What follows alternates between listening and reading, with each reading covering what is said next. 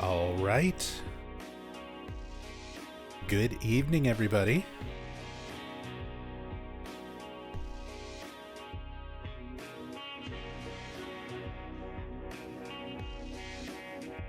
Hope you're all doing well. Good to see you all. Good to see you all again if you were here a couple hours ago for the Dead by Daylight stream.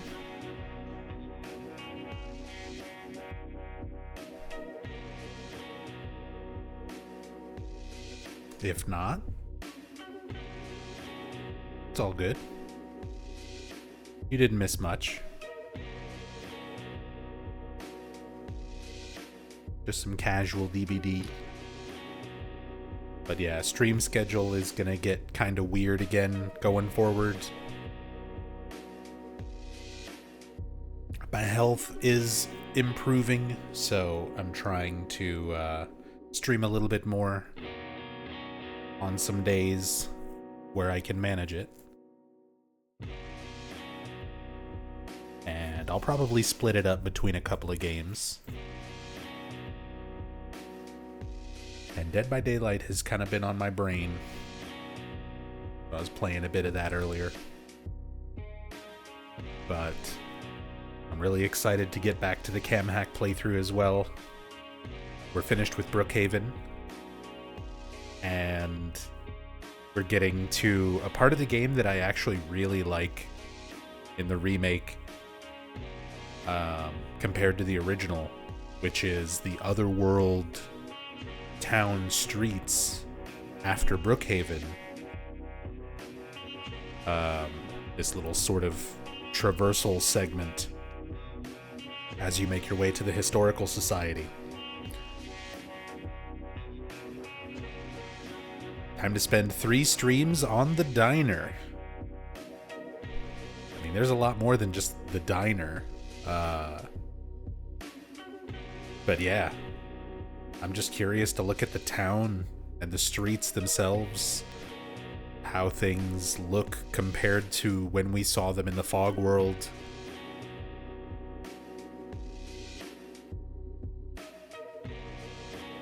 Not to mention eventually getting to the Historical Society itself, which has a lot of neat little details and things in it, along with an Easter egg, at least one Easter egg that I already know is there, and then potentially some other stuff that we might find.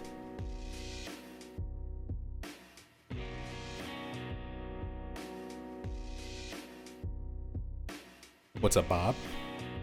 By the way. Hey, Luxury Japan. Good to see you again. Pastry Fun Tube, hello. Legate, hello, hello. Looking forward to the Historical Society yourself? Yeah. There's a lot of those areas that I'm curious to look at.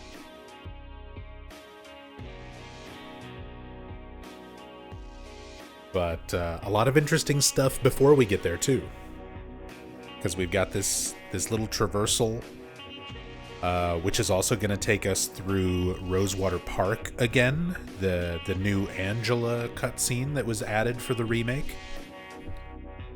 There's some interesting details with that I'm going to try to talk about and point out when we get to it.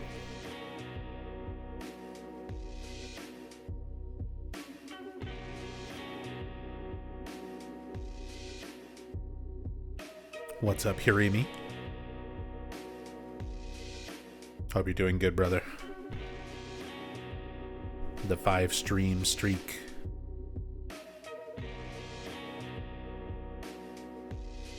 Tassadul, hope you're doing well.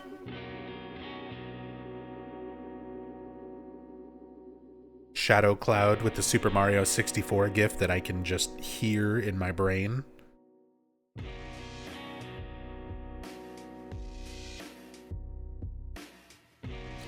For a little period of time, about a year or so, I was actually speedrunning Super Mario 64. That was like 2013, 2014. A little bit before I started focusing on Silent Hill on the channel. I was speedrunning Super Mario 64 and Castlevania 1. Some other stuff like that.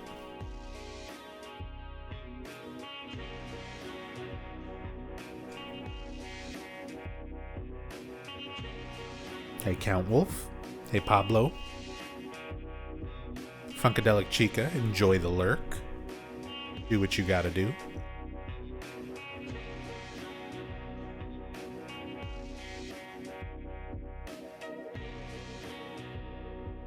Tassadul, in the historical place, be on the lookout for a very shitty telescope. I want to see if it's just on my end or if it's actually that bad. The low poly... The, like, super low poly telescope.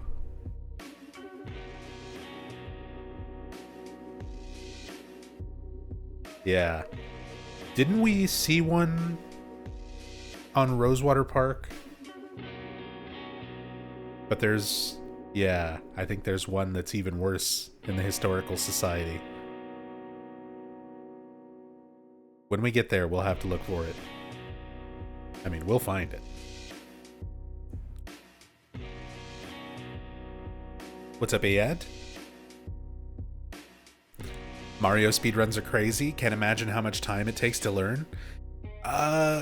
Quite a bit. Quite a bit. Because even over the course of about a year, I was still terrible. I was still pretty fucking awful at doing Mario 64 runs. And I was doing one of the, like, quote-unquote simpler categories. I ran 16 star, which you only get 16 stars over the course of the run, so it's a lot of clips and skips and things that you have to learn. and then routing out those particular 16 that you can pick up quick to get through the game as fast as possible, but yeah, I was still pretty terrible at it.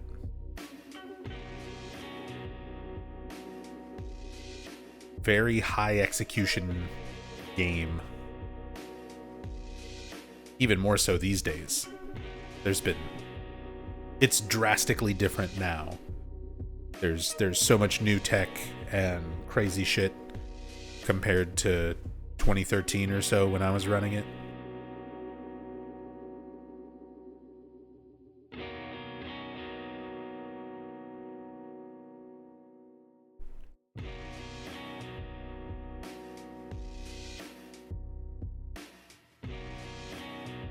All right.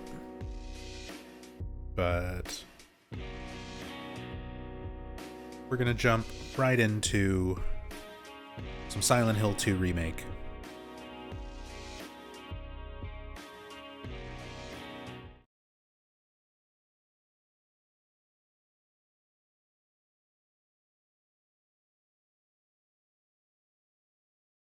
Mario 64 on DS. I never played it on DS.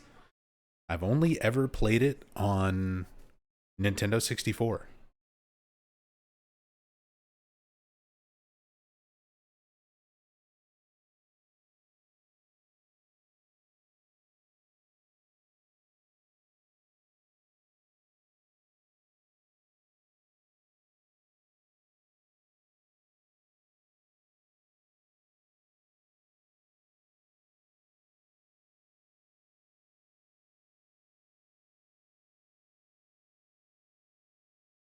Count Wolf?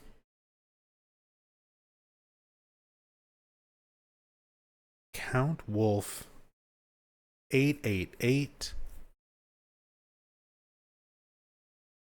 Count Wolf, thank you so much for gifting out 5 subs to our wonderful community here. Luxury Japan, one of our new members of the community who's been enjoying the last few streams, got a sub. Dizzy B, Eldritch Born, Mortis 301, and Jake and Bo Bacon. Enjoy those subs, courtesy of Count Wolf. Enjoy the emotes that you can use anywhere on Twitch. Enjoy the ad-free viewing. Very kind of you, Count Wolf. Thank you so much.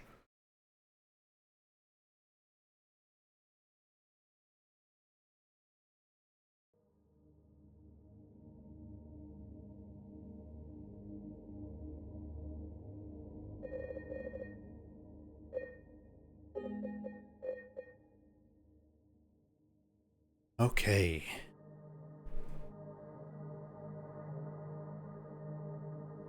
It is day 18 of the Silent Hill 2 Remake Chem Hack playthrough.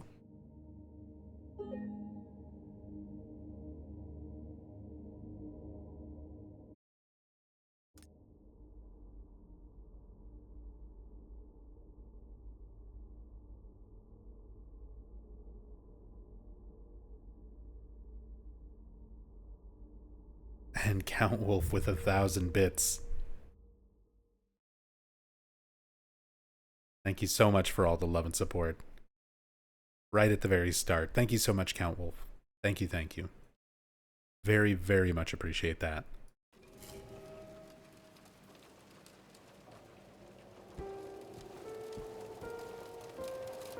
Oh, and we get Magdalene. Get our piano as soon as we load in. I need to adjust the game audio a bit. Let's turn that up some. I need to fix my controls because that just breaks everything when I tab out of the game.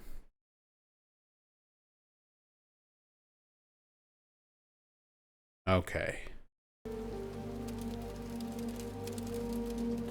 Make sure everything's working as it should. There we go.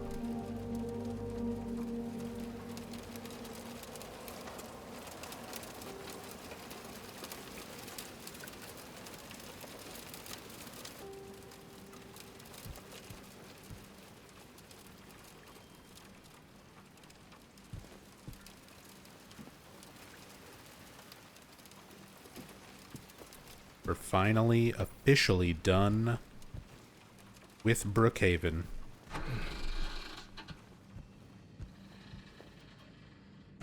It is interesting seeing how many sort of variations there are for this area. Between first arriving in the fog world, switching from dusk to nighttime while still in the fog world, the full transition into the other world, and then this like even further sort of corrupted otherworld version as you're exiting.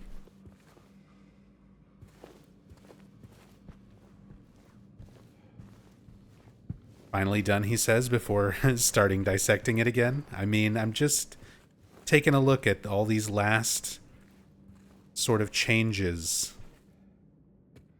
to everything here on our way out. All the pictures and everything are covered up.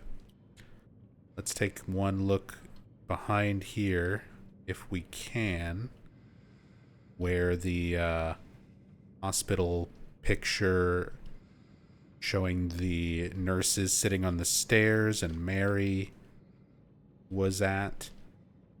But yeah, it doesn't look like anything like that is there anymore. All the pictures, paintings, posters, all of that's like completely rotted away and covered up at this point.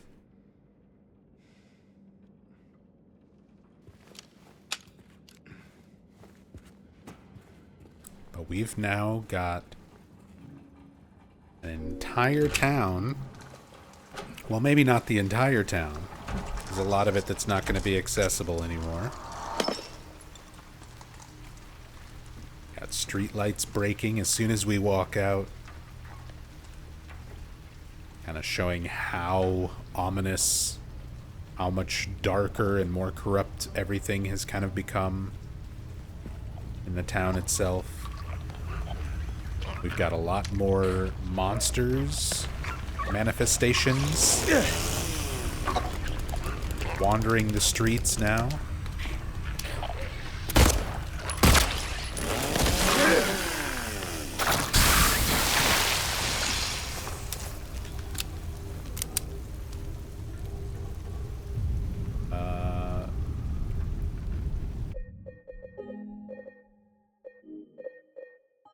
Turn this down a little bit more. I think I over-adjusted when I turned it up in OBS. That audio clip as soon as you leave the hospital is rather on point. Do you mean like that sound bite? Like the actual audio that was used? Or do you mean that the audio is clipping, like it's too loud?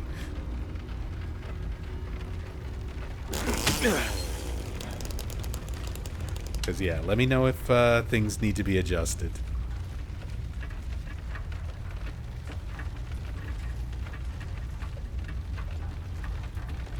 No text saying if Mary is this way Mary's way. Oh, I can't talk. Yeah, again, those little moments, a lot of the text, the internal monologue that James had in the original, just being completely gone from the remake. Those are some of the things that I miss the most. This is not, you know, it's not a perfect one-to-one creation or recreation of the original game. And the text is one of those big things that's missing. I miss James commenting on the hands, the painting of the hands on the walls in Brookhaven. I miss James commenting on the alcohol bottles in Heaven's Night. And yeah, the dialogue, you got some text, internal monologue of James wondering if this is Mary's way of taking revenge. He doesn't use the word revenge. His thoughts sort of trail off. But, yeah, I miss that stuff, those aspects. They add a lot to James's character and his mindset at each of those kind of critical moments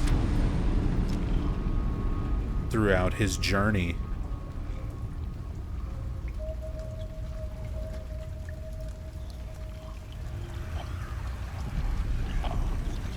So it's a little sad to see that stuff missing.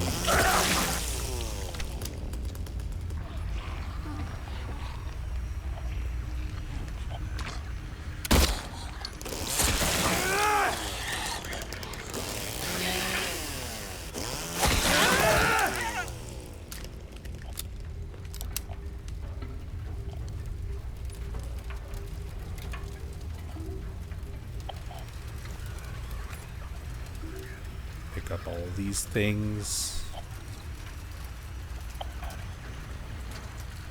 Got a bug coming after us.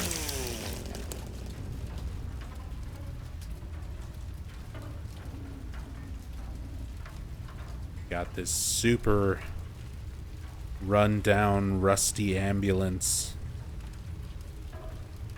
with the nurses hanging outside.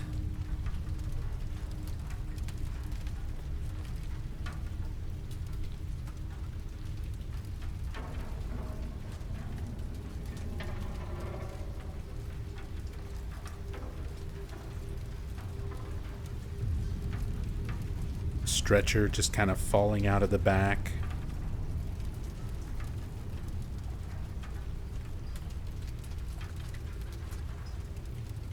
See, even behind that stuff, there's still the little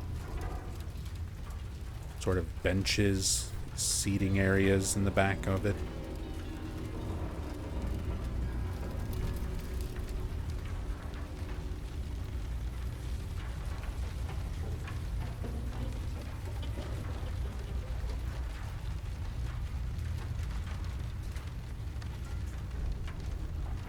Legate says, I remember first time playing through this section was a mess. The remake is combat heavy as a whole, but I feel this segment goes way overboard.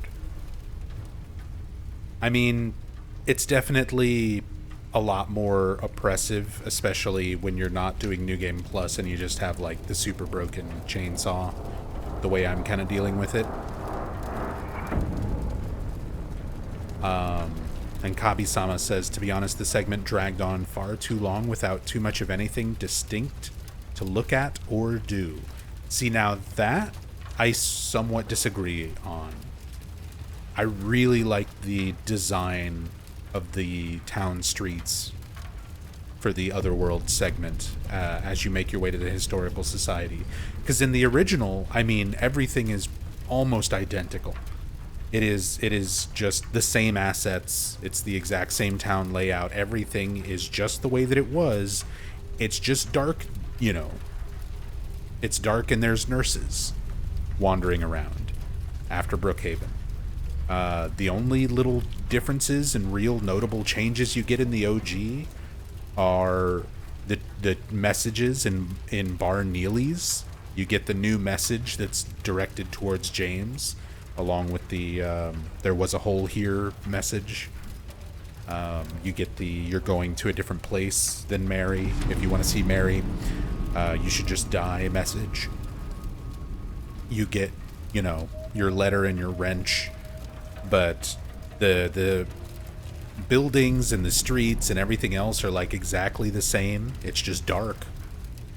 Now I really like the music. I like the change in ambient tone.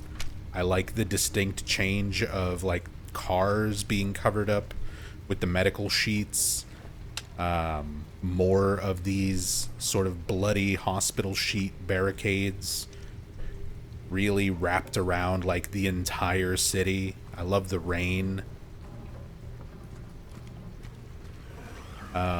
So a lot of this stuff, I really like these changes. It's a much more distinct, different area compared to how it is when you come through here in the fog world. So like this is one of the few areas in the remake where I actually like a lot of the changes and things that they made compared to the original. But yeah, I mean, to each their own. If you don't like it, you don't like it. I'm not trying to change your mind, but in my opinion, I thought this was a really nice aesthetic change for this whole part of the game.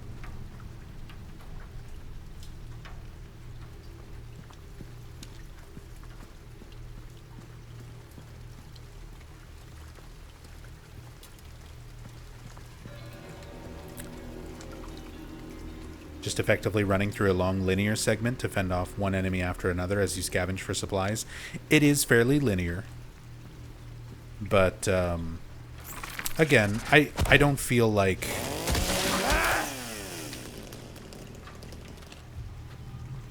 it's too much worse compared to the original. The original also had, like, some streets blocked off and kind of limited the direction that you can go.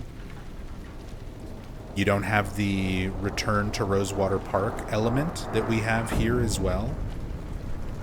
You're just sort of getting the letter in the wrench. I mean, you return to Rosewater Park for the Historical Society key, but you don't have, like, the new interaction with Angela and some of that stuff. So, I don't know. This is a Silent Hill 2. It's one of those games where I like the moments that are open and let you explore, but they're fairly linear games to begin with.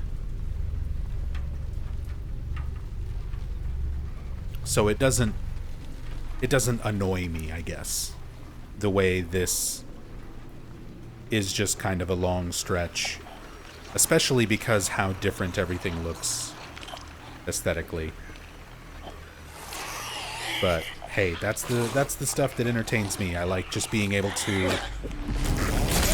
explore and look at stuff and kind of compare the changes of these areas to how they looked when we first came through.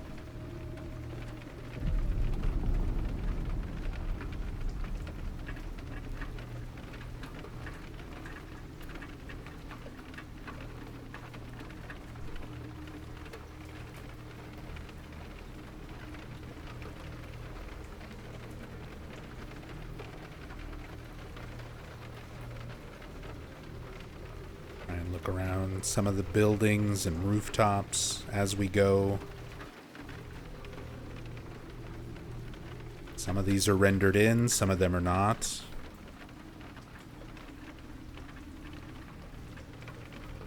Brookhaven rooftops, since that's sort of like a unique location, is not rendered in.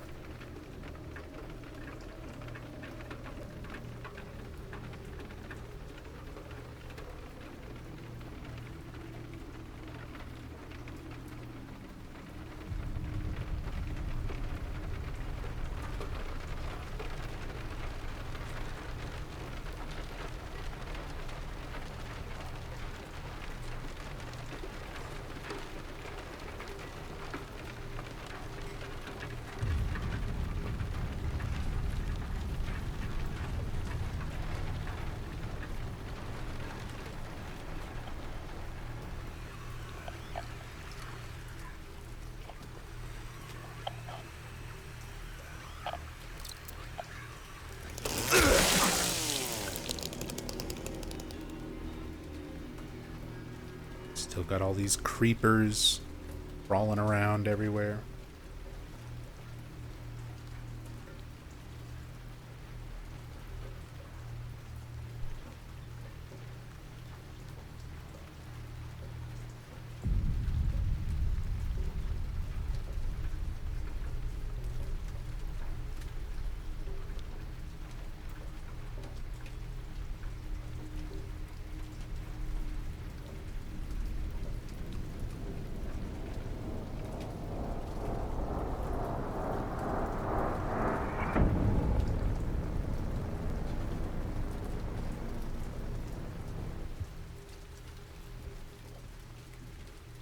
Ezio really didn't like how intense and loud Remake Prison is. OG Prison is much quieter and more unsettling.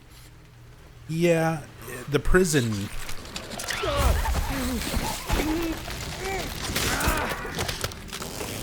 The prison is one of those areas that I definitely agree with that sentiment on. Where, I mean, they're trying to do kind of a more modern, super intense horror kind of feel for it, which, I mean, I get going for that, but it does feel like a bit much. One of the things we were talking about during the last part of the cam hack playthrough was having those moments of release, tension release, and even levity to kind of break up how intense and scary certain elements are. That way, it allows you to sort of reset mentally as a player before the next big horrifying thing happens.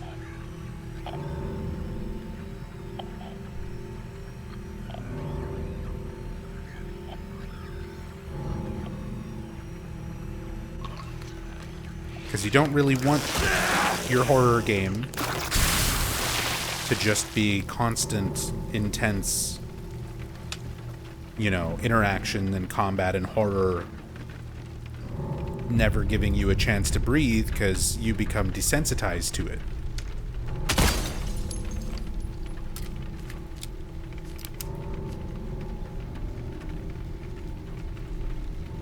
And the prison feels that way. Prison feels like it's a little bit too much without being broken up into those moments to breathe, those moments to just kind of take everything in. Still creepy, still scary, but a little too intense.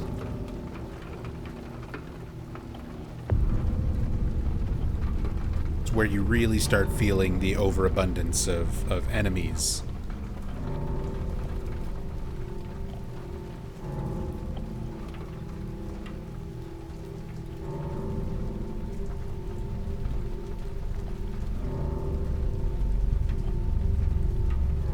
Did y'all like the new Angela scene? So I really do like the new Angela scene, and I'm going to try to point out some details about it when we get to it. We're going to adjust some audio levels so that you can hopefully pick up on some details and things that I've noticed with that scene that are especially interesting.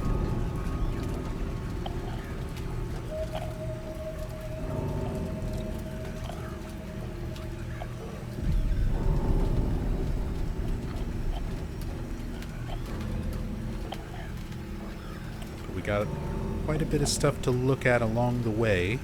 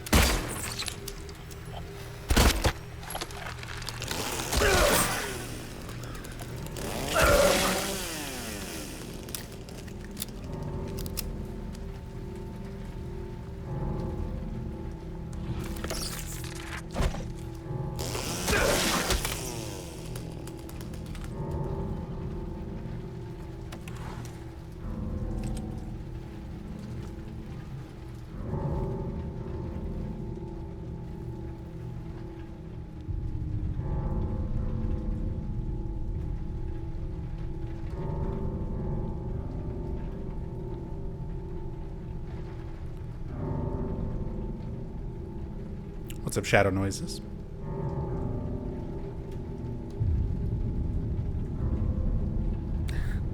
This is him punishing himself subconsciously. I mean, that was an aspect of the original as well. And they were able to convey that without throwing an enemy at you so frequently. To me, the pacing from this part of the game forward, the pacing, I definitely kind of prefer the OG compared to the remake. Not that the remake is like so bad it's unplayable or anything, but it does feel a little bit stretched out with a little bit too much unnecessary combat.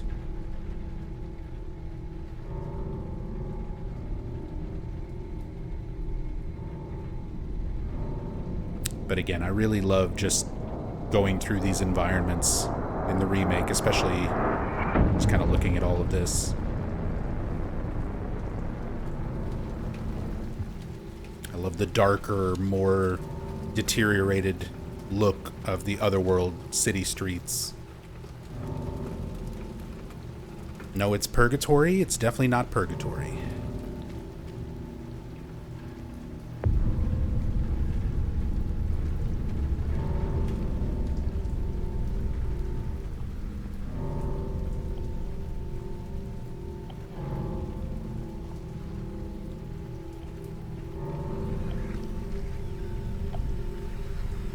Developers have stated that all the characters are intended to be real and alive, with an exception of Maria, who's a manifestation of the town.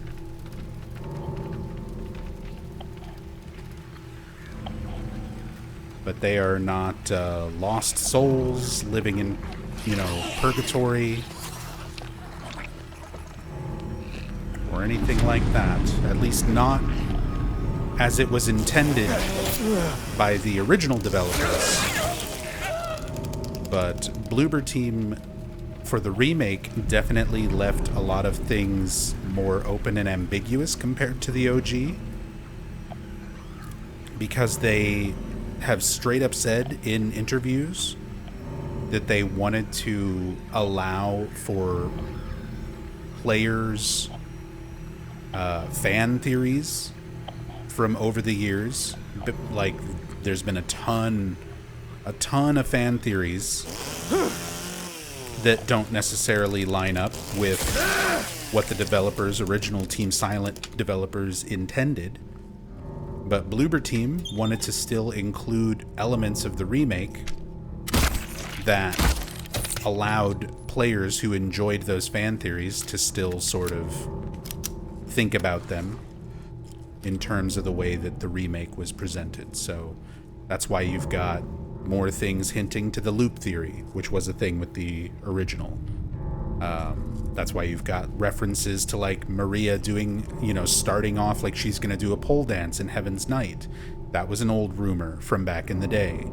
That's why you've got a segment where you drag the Great Knife through a hallway of mannequin legs that move out of your way, after having watched a segment where Pyramid Head does the same thing.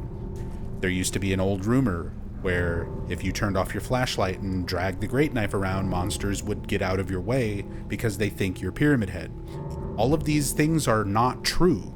They were just fan rumors and theories from back in the day, but Bloober included those moments in the remake as references to those fan theories. It's something that they intentionally did. They straight up said in some interviews that they were trying to leave things open, and that they did a ton of research on theories that even they did not like. It was theories that even the Bloober Team devs themselves did not enjoy or believe in, but they still wanted to include them for those fans who like those ideas.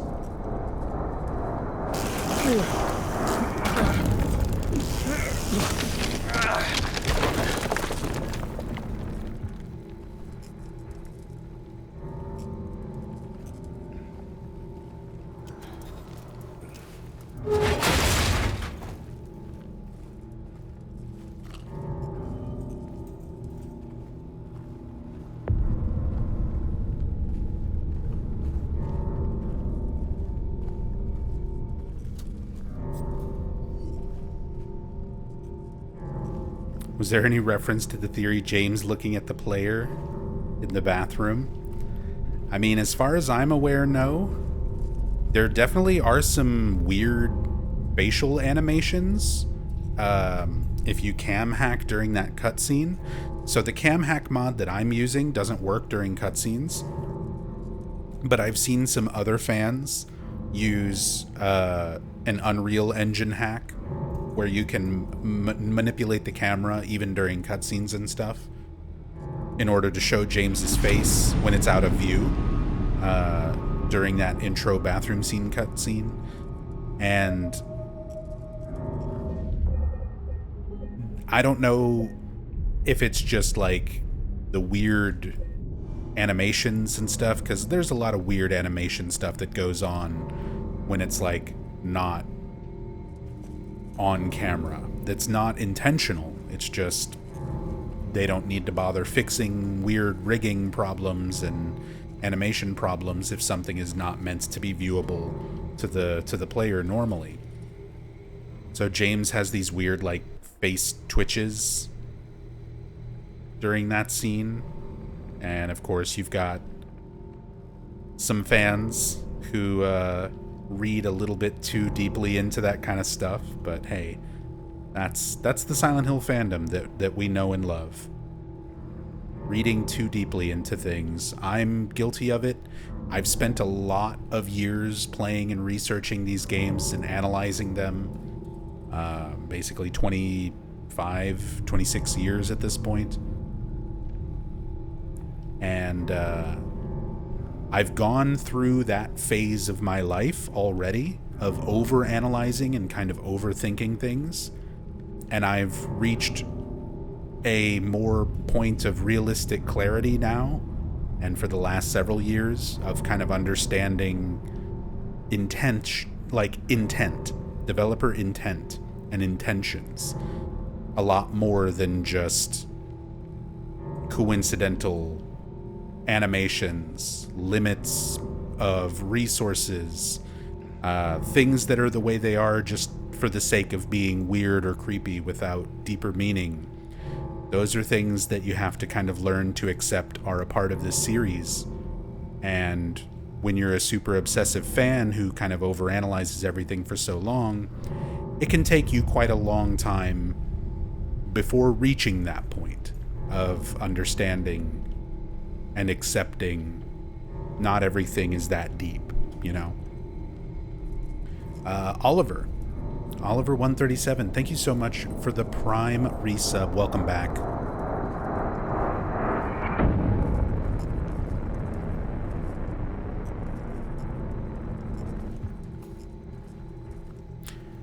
Didn't Ito say the bathroom scene was just the default look, but was just read in too deeply? Yeah, Ito completely debunked the bathroom thing. James is not looking at the player. It's literally just the camera shot and the lighting and the way the model looks for the CG. Ito said if it was something that was meant to be intentional, it would have been made more obvious. So it's not something that that was intended by the developers. It was literally just a fan brightening up a scene and reading way too much into the eye positions of a character model. It happens.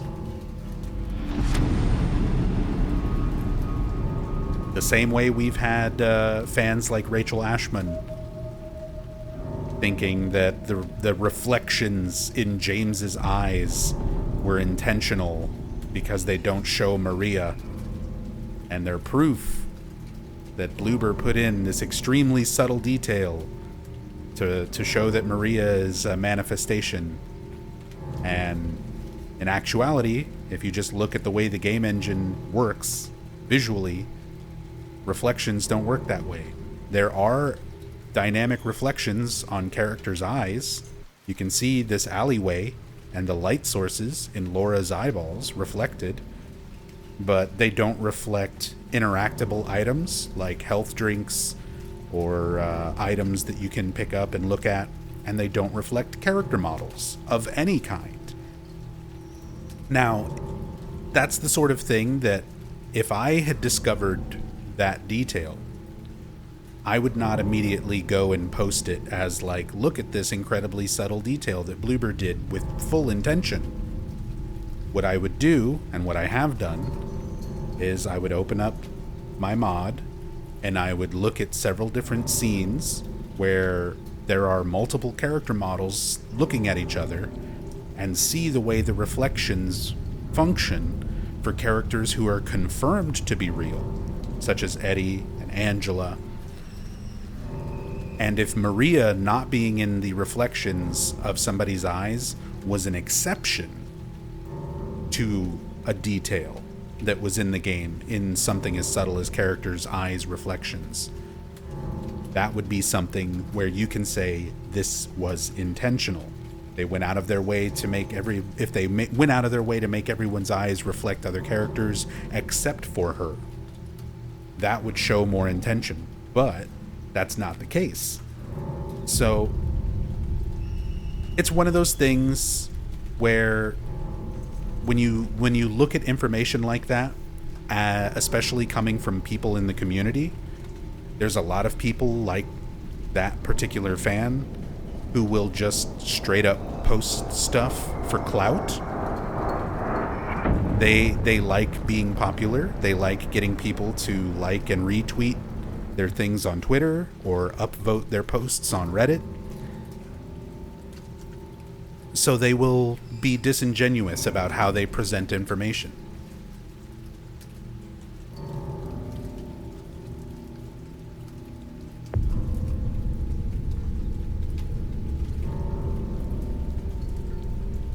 There's a lot of people like that on the internet these days. You can't just believe everything at face value. Even me. I get shit wrong all the time. I never intentionally go out of my way to present something in a false light or in a deceptive way just for popularity. Shit. Look at how small my channel is still after 10 years of doing this. Trust me, I could probably be 100 times bigger if I used that methodology to present things in a disingenuous way, but I don't.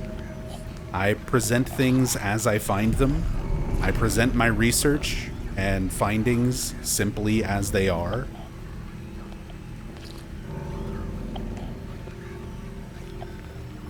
And when I get things wrong, I try to go out of my way to make sure to correct myself and let people know I was wrong.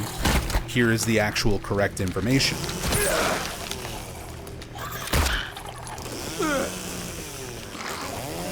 Because there's plenty of stuff I've been wrong about over the years when it comes to my story playthroughs and information that I've talked about. Like Silent Hill 3, the laughing, smiling mouth, it's not Marilyn Monroe. I asked Masahiro Ito about it directly on Twitter, and he said that he painted it without any references. It's not Lisa, it's not Marilyn Monroe. I used to think it was Lisa because it was very similar to Lisa's mouth on the soundtrack. It's not. I used to think it was Marilyn Monroe because it's very similar to a very iconic photo of Marilyn Monroe laughing. It's not. And that was after asking the developer himself about it. So it's stuff like that where now when I do story playthroughs and I talk about those things, I try to go out of my way to be like, hey, I talked about this stuff before. I was wrong. Here's the actual information. There's no poster of Cammy White from Street Fighter in the original game's Heaven's Night. I was just seeing things that were not there in a random poster texture. So I get stuff wrong. I admit it. But a lot of fans in this community have a difficult time with that. They don't want to be wrong, especially if their idea or theory is something that became popular. So instead they'll double down on their incorrect information and they'll gaslight people and argue with people who disagree. It's a bad look. It's a bad look. But there's always going to be people like that. Their ego is more important to them than accurate information. For me, accuracy is paramount. The way I approach these games, the way I approach analyzing them, the way I approach doing my research on them, is to provide as accurate of a portrayal of the information as I can possibly get from information within the games themselves, information from interviews with the developers, information from supplementary materials, and all of that taken into consideration with each other. Do you have that tweet? So I deleted my Twitter for what should be fairly obvious reasons. I try not to make use of platforms run by, you know, people like Elon Musk and what he represents.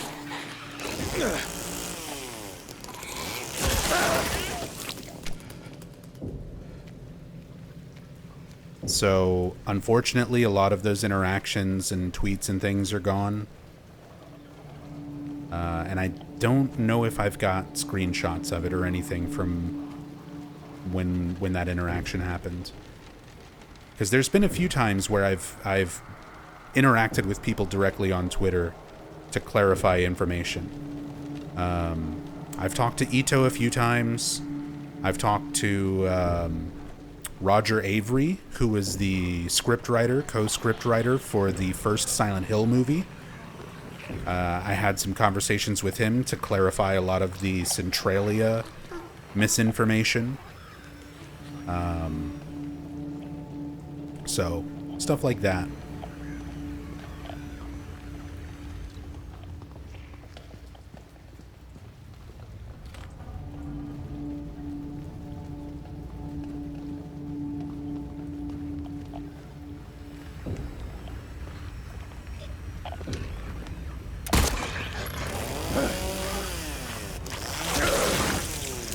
That's what you call a fake fan, spreading misinformation and doubling down on it when being called out on.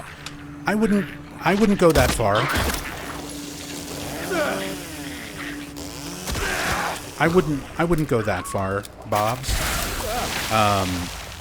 So in the case of somebody like Rachel Ashman,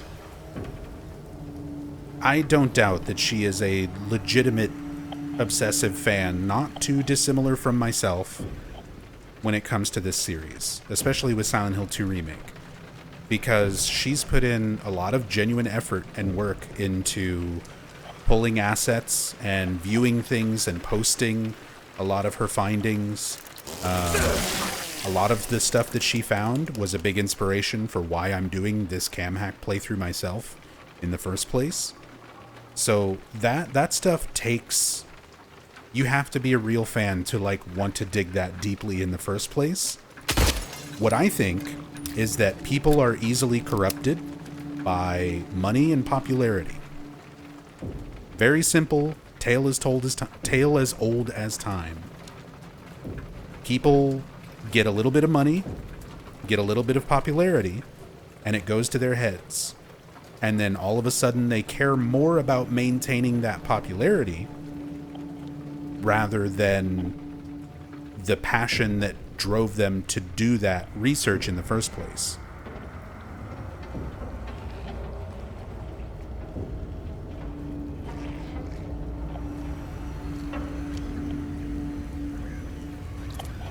You start caring more about your Twitter follower count and your upvotes on Reddit posts, so much so that you're going to argue with people when they call you out on something that's incorrect.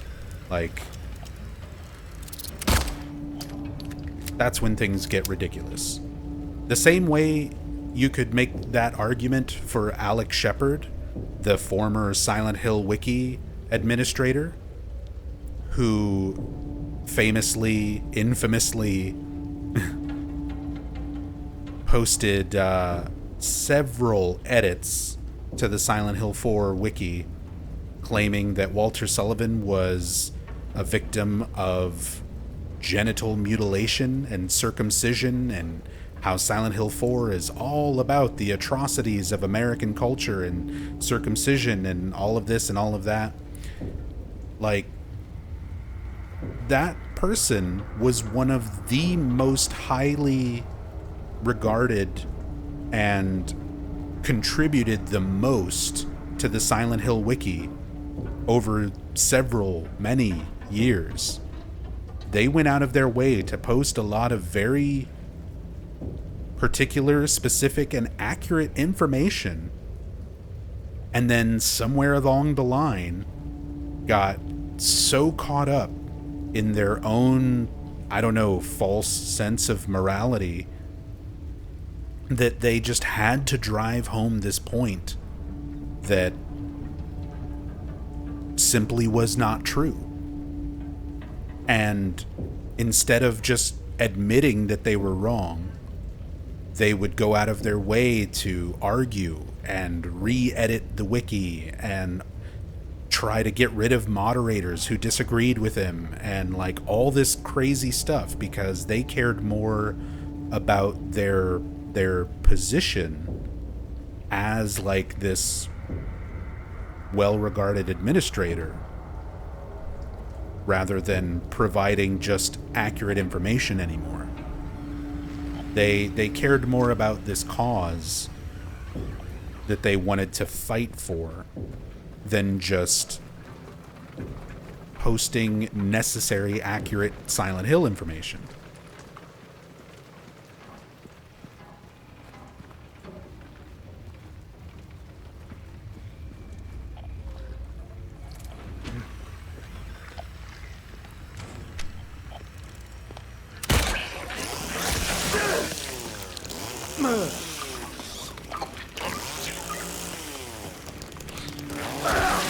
It's also a big reason why the Silent Hill wiki for the longest time was like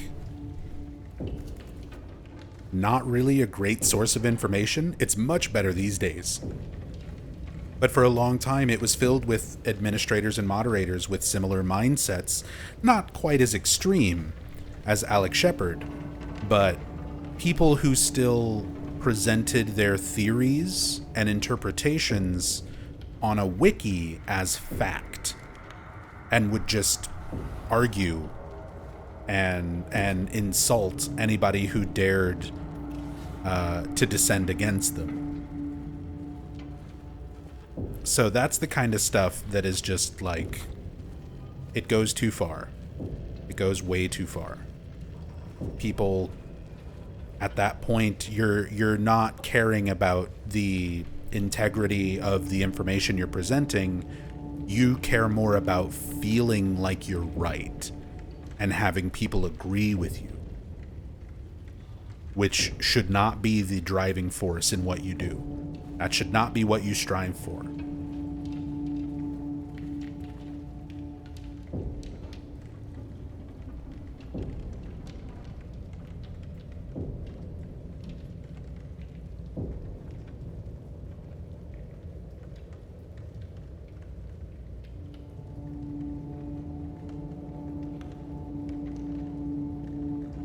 Not to mention talking to Masahiro Ito like that on Twitter. Yeah, some people take it even further and try and argue with the developers themselves. I mean, there are so many game series out there that are just as mysterious and ambiguous and interesting as Silent Hill games, and the developers are completely behind the scenes. They don't have social media. They don't interact with fans. We are very, very lucky as fans of Silent Hill to have people like Masahiro Ito, Masashi Tsuboyama, Keiichiro Toyama, Hiroko Usuda. There's a lot of members of the original development team who are active on social media, or in like Usuda-san's case, who even stream on Twitch, that we can ask questions to and get answers about these games. Because so many games, especially Japanese developed games, the developers are just, you know, they're ghosts. You don't get to interact with them. You don't get to ask questions. They do the rare, like, interview every once in a while, but outside of that, you never hear from them. So we're very, very lucky. We're very privileged as Silent Hill fans to have somebody like Ito, who is not only active on social media and stuff like that, but willing to talk to and interact with fans as much as he does, especially after all these years and people arguing with him and saying horrible stuff about him and everything else. The fact that he still maintains a presence after all this time, like, says a lot. So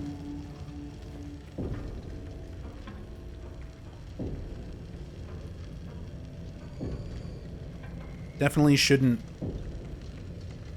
argue with developers just because they disagree with you on your head canon. That's so childish.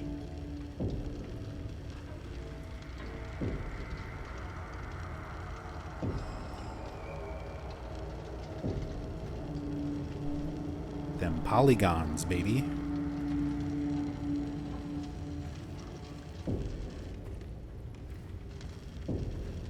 The sheets on these chairs.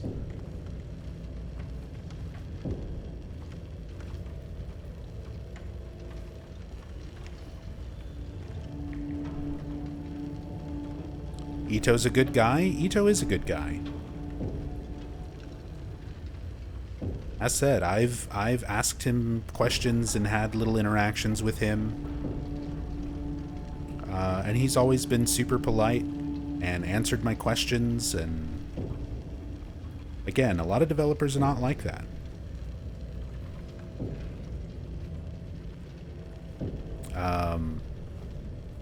Pretty much every Silent Hill developer who I've ever contacted and talked to through social media or anything has been really cool. And that includes a lot of developers that the fans, especially within the Silent Hill fandom, go out of their way to hate on.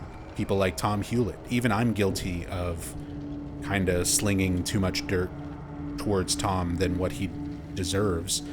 Tom, to be fair, had gone out of his way back during the Downpour HD collection era of going on Silent Hill forums and posting a lot of his own thoughts and opinions towards fans that he probably shouldn't have, which is what drew a lot of fan ire towards him. But Tom has been super nice anytime I've asked him anything, super open about the games and things that he's worked on, and answering questions and stuff that I've proposed to him, as well as Patrick Duty, who was one of the main lead writers for Silent Hill Homecoming. Really cool guy who, again, answers fans, answers questions.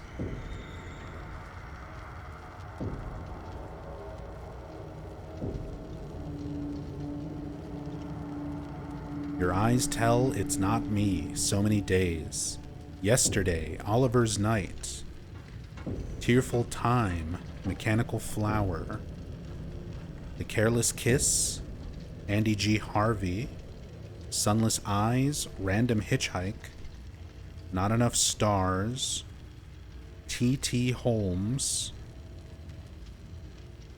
Looking at all the songs on the jukebox. All this stuff that's hidden under the sheet.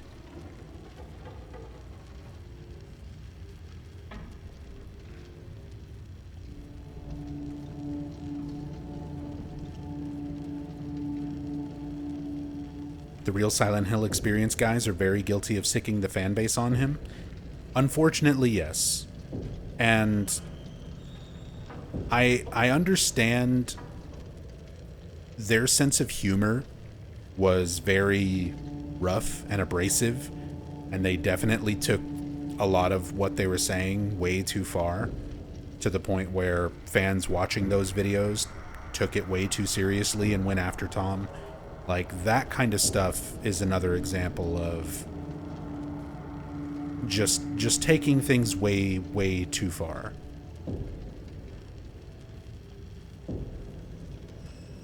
So much so that they got mentioned in Book of Memories. Not directly, but it's a very clear indirect reference towards Twin Perfect. But, like, I've worked with Fungo. I've done streams and stuff with Fungo and had some really great conversations with Fungo back in the day. And, like, Fungo himself, really cool guy. A lot of the stuff that came from those videos and things towards Tom Hewlett, like, that was not their intention. They were trying to make jokes, and it came off as too serious towards people. So, the Music Machine 2000. Bob, thank you for the bits, by the way. Thank you so much for another 100 bits. Really appreciate that. Hello, Hank TX. Hank, Texas. Are you looking for anything in particular, or just inspecting things here and there? I am inspecting everything. This is part 18 of an ongoing series of cam hacking an entire playthrough of Silent Hill 2 Remake. We're very slowly, very meticulously making our way through this game,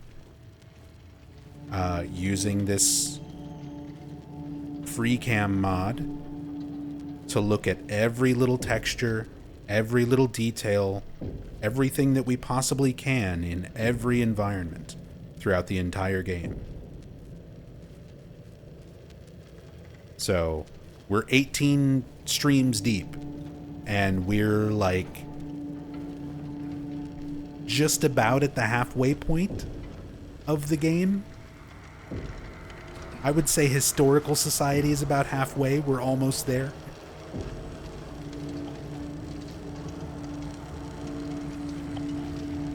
So, you know, another 18 to 20 parts before we finish this playthrough.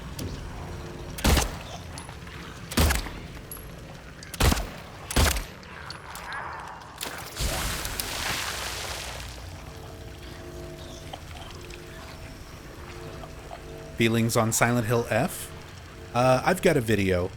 It's like an hour long, but I've got a video up on my YouTube channel. The short answer is, I think it looks cool.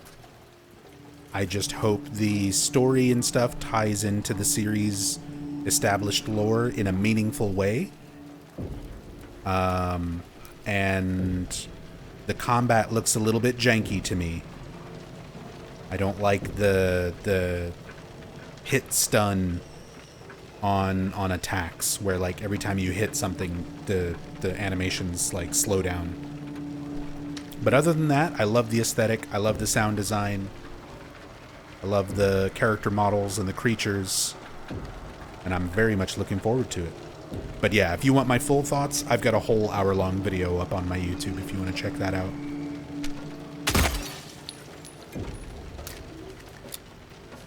Technically 2 videos. I've got like a 3-hour-long video analyzing the Silent Hill transmission and the first trailer that we got.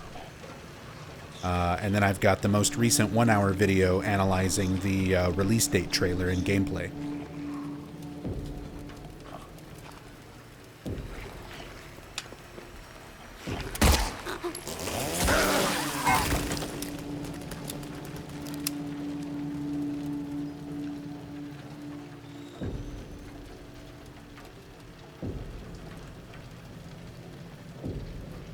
Any meaning with the diner sign? Possibly. What meaning do you think the diner sign has? Agent 501, thank you so much for the bits. Evening Nub, thanks for all these streams. It's so much fun watching the lore and cam hacks. I'm glad you're enjoying it, Agent. And thank you so much for the love and support. Appreciate the bits.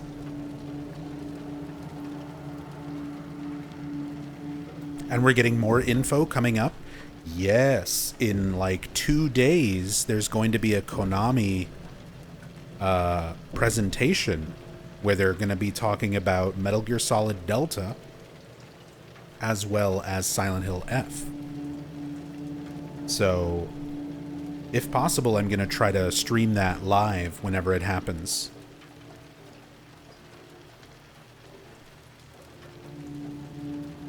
So, Lakeside Diner. The sign. Do you feel like this is anything significant?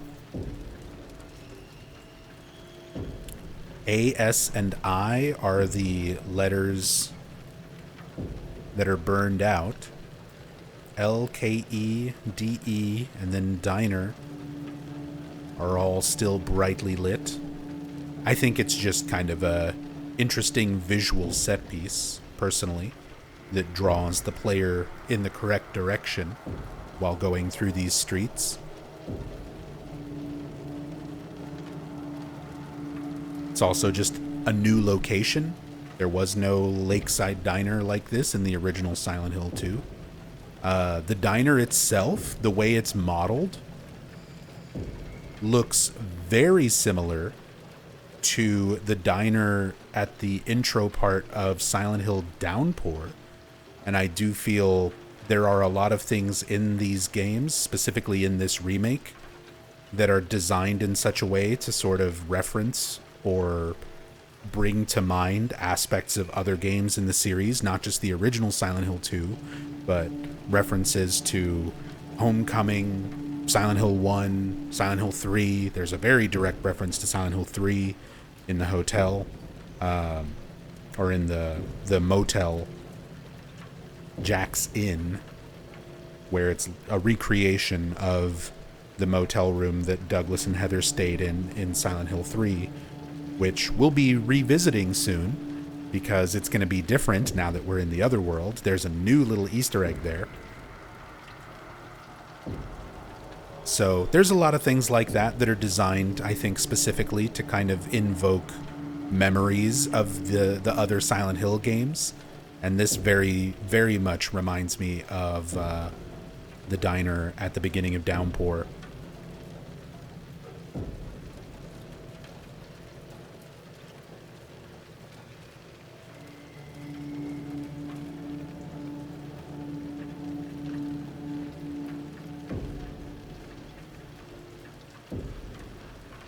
Thought it could be something like BO2 Zombie Diner, where it's spelled out something. I mean, there are cases where that is a thing. We're actually going to come up to something like that in the remake that is only in one of the language translations. It's only in the Spanish translation. The lettering and capitalization for one of the new messages that's in Bar Neely's at this point. There's not the same message there in English or in Japanese, but in Spanish, there is a little hidden message. So it's worth looking at and seeing kind of how people analyze and interpret stuff.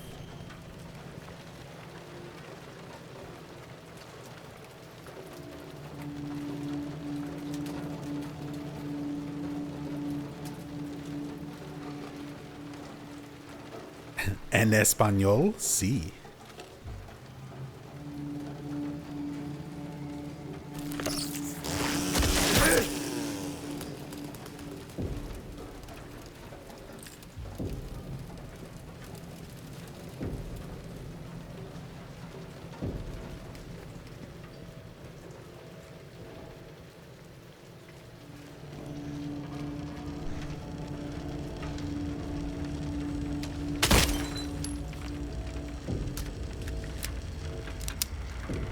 Definitely going to have to go back and watch some of these VODs. Watched a couple of your YouTube vids. Been down the Silent Hill 2 rabbit hole the past couple weeks. Yeah, definitely check out my YouTube channel. We've found a lot of really cool stuff for the cam hack playthrough of this. I've done a first-person similar kind of cam hack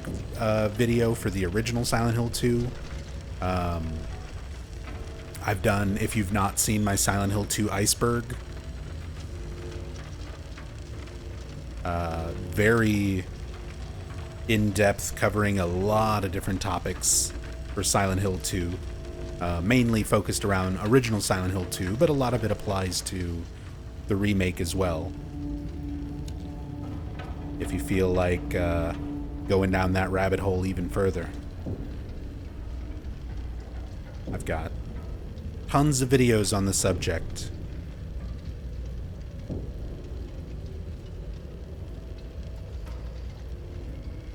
Because I absolutely adore this series. I've been focusing on informational playthroughs and streams and videos for the last over 10 years now. So there's a lot. And Silent Hill 2 is my favorite out of all of the franchise, so this game, more than any other, I've spent a lot of time kind of putting my thoughts out there and doing playthroughs and just yapping away about it.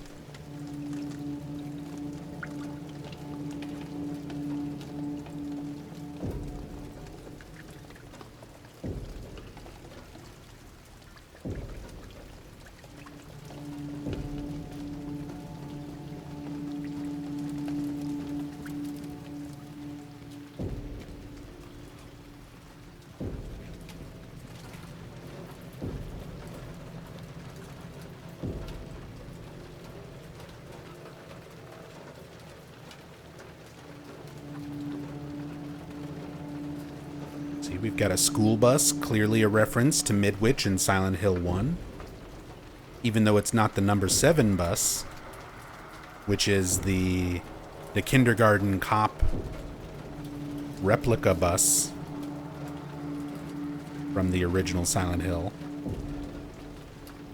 The 18-wheeler, possibly a reference to Origins. All these little things kind of sitting around the diner. No cab on the back. If it had the cab with Ambrose, that would make it literally Travis Grady's truck. But we don't have that. But again, I feel like things are somewhat intentionally placed sometimes, just to kind of invoke memories of the other games.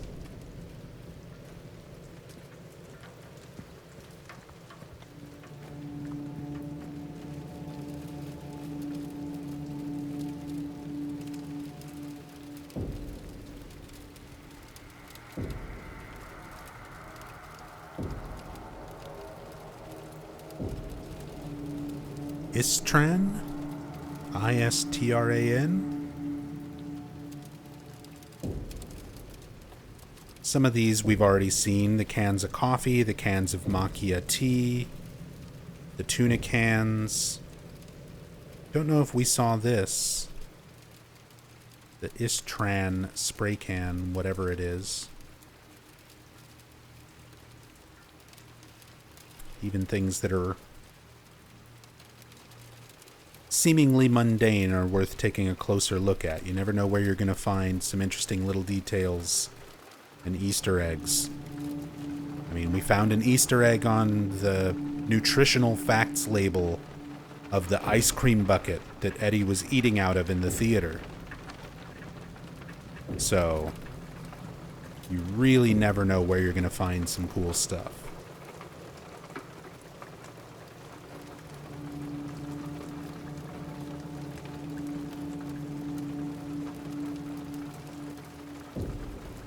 System.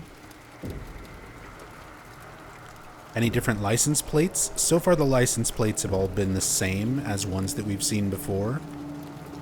A lot of the same little Bible verse references, or same repeated, seemingly just like normal license plates. I don't know if there's more meaning to this beyond what it is.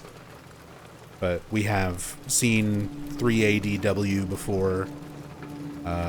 We've seen think that's another 3 AD. Yeah, 3 AD right there.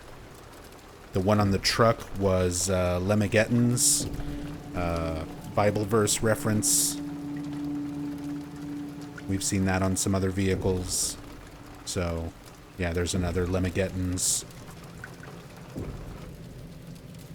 Lamentations, not Lemagetton's. Lemagetton is another cult book.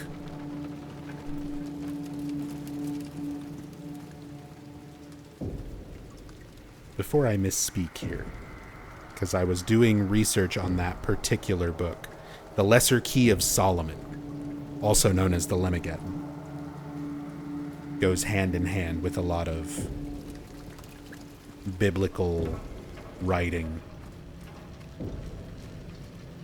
And it's where a lot of elements and things for like Silent Hill 1, the Seal of Metatron, the Mark of Samael, that type of stuff. The Amulet of Solomon, which is an item used in the final puzzle in Silent Hill 1. All of that comes from the Lemageddon, the Lesser Key of Solomon. So, I've been working on the Silent Hill 1 iceberg video, so that's in my brain. I meant to say Lamentations with the license plates. Corinthians Bible verse. So these are all things that we've looked at and pulled up in previous parts of the playthrough. Sorry if it seems like I'm just kind of skimming past them, but I'm just kind of mentally making a note. It's something that we've already seen and moving on.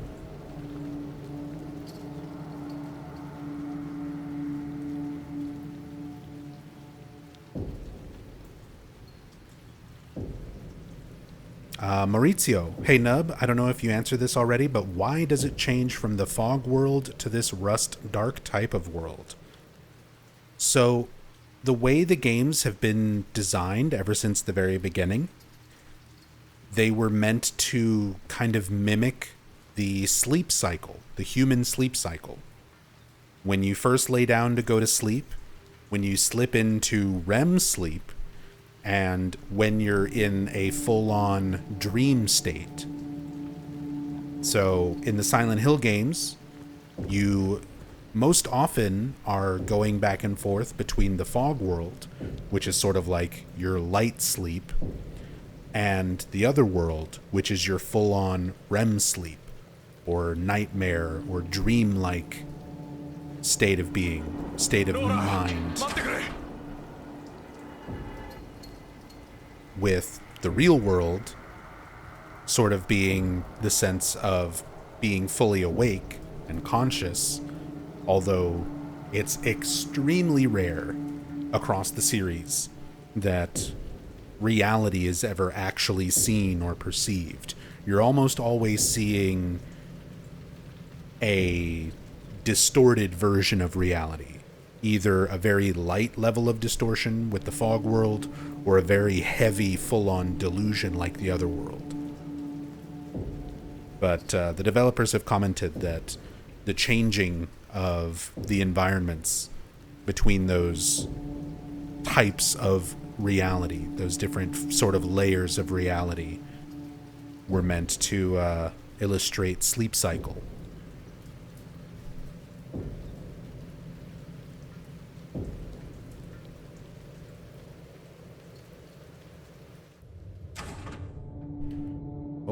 And she vanishes.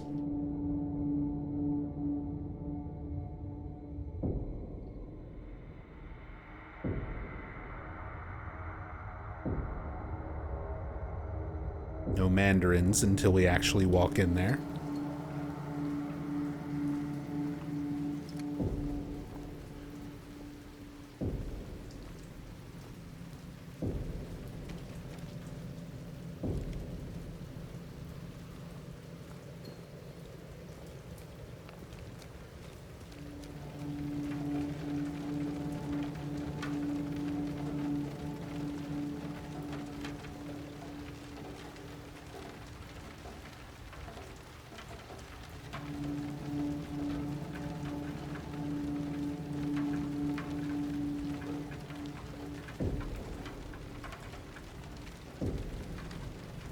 what did they represent again? What, the Mandarins?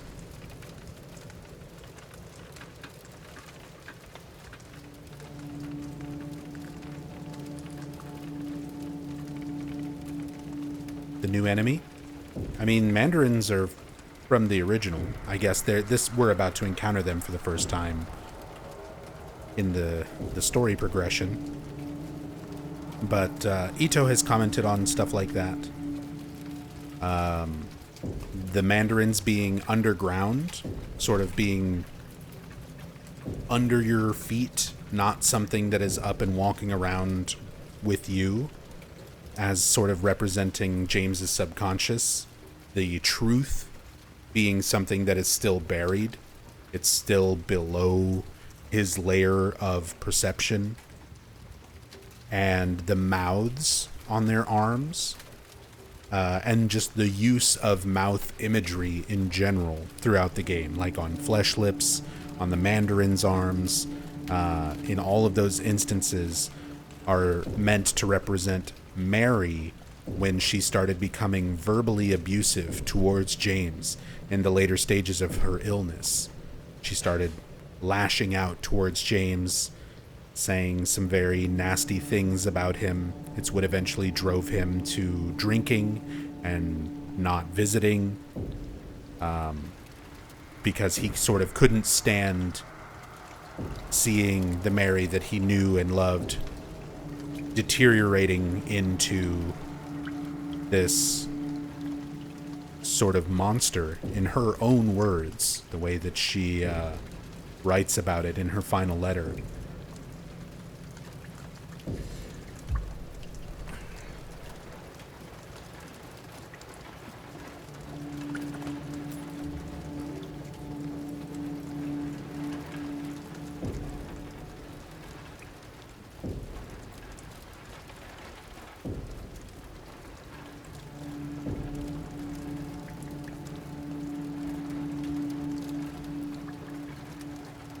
Nice name reference. Wasn't that a drug dealer in Silent Hill Ascension?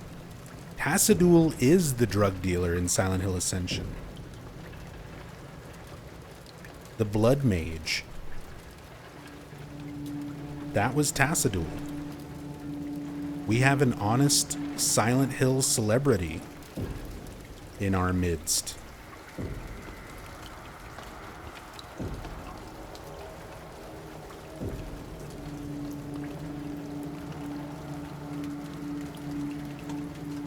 Not just a reference. Tassadul is the real deal. Actual star of Silent Hill Ascension.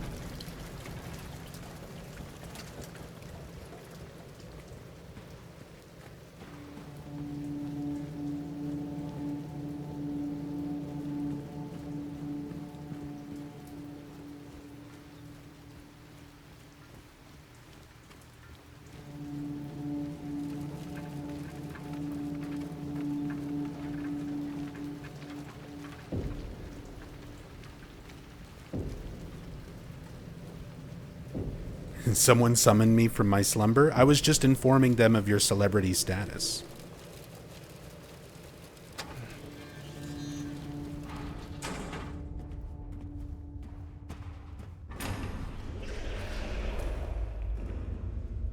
Okay. But when we hear the sound, look at that. You can actually see the Mandarin spawns in.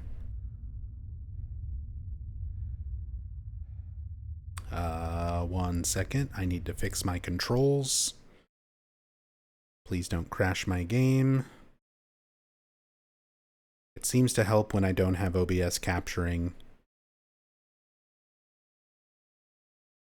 because it, for some reason, overloads my encoder on OBS for a second. Lags everything out.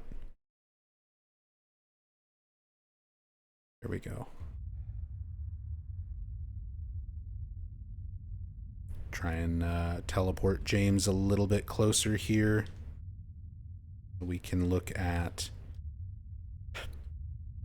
the Mandarin.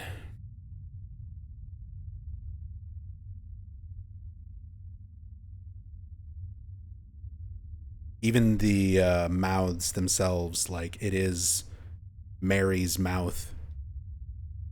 If you look at Mary's character model, that is her mouth. It's Salome Gunner's daughter, the actress. The same lip shape.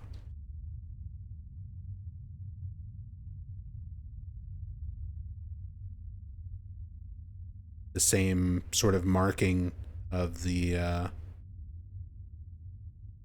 sores and things that are on her skin in the final moments of her illness.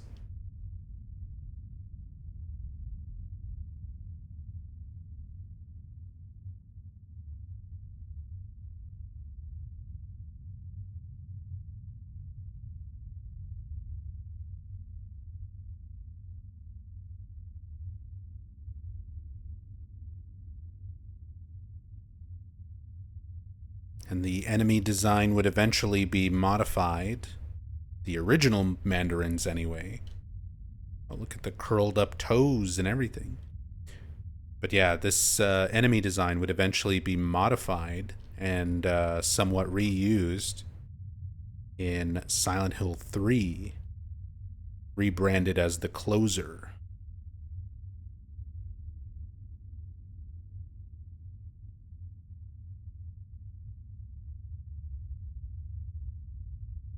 Wonder how they look falling down when you shoot them. I mean, eventually we'll encounter ones that we have to fight, so we'll be sure to take a look at them then. This one, I don't even know if we can fight it, because normally you're not meant to get this close to it. And it just vanishes. Yeah, it's just meant to be here to give you a little scare and introduce, kind of foreshadowing the appearance of the Mandarin enemies. But you're not meant to interact with them just yet. So later on,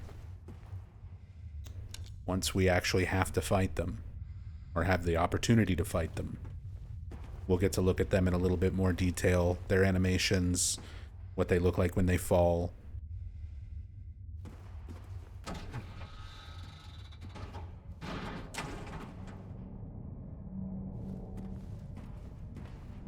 Was wondering, in the Leave ending, did James actually get to meet Mary on her deathbed, or was it another delusion of sorts? It's a delusion. Mary is dead. Her body is literally in the backseat of his car. Like, the moment you arrive in the town at the start of the game. That's a fundamental understanding of the story that a lot of players don't seem to grasp. Nora! The letter that James claims was his reason for coming here is part of the delusion. It's not why he's in the town. James killed Mary just before the events of the game. He drove to the town with her body in the back seat of the car to commit what's called in Japan muri shinju. It's sort of a ritualistic suicide, murder-suicide, where you take the life of your loved ones, usually wife, husband, children. It's an actual thing that has happened throughout Japanese history that's called muri shinju. And the idea of it is that you still love them, even though you're killing them and killing yourself. You still love them, but you want to reunite with them in the afterlife. So you're dying together. So James killed Mary, realized he couldn't live without her, wanted to be with her in the afterlife.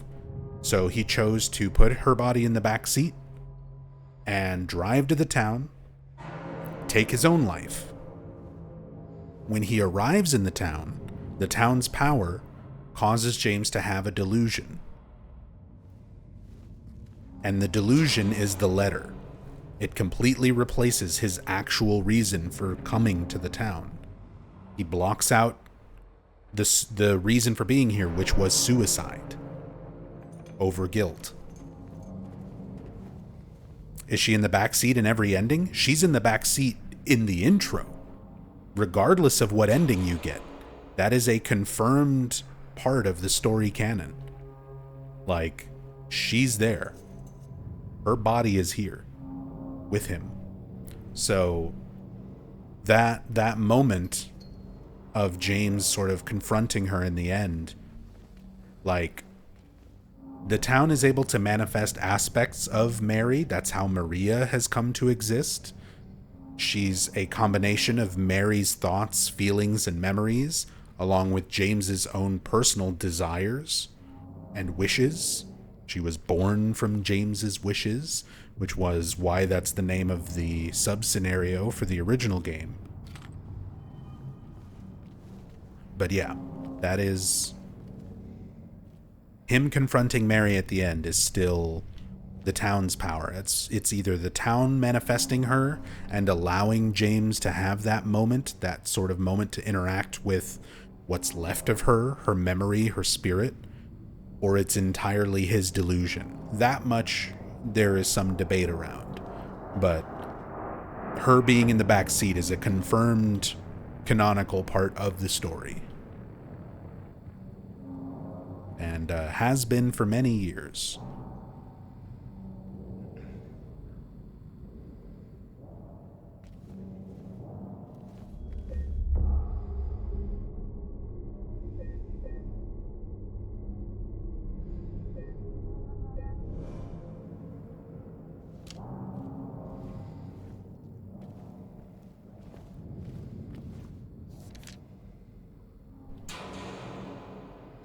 He who is not bold enough to be stared at from across the abyss is not bold enough to stare into it himself.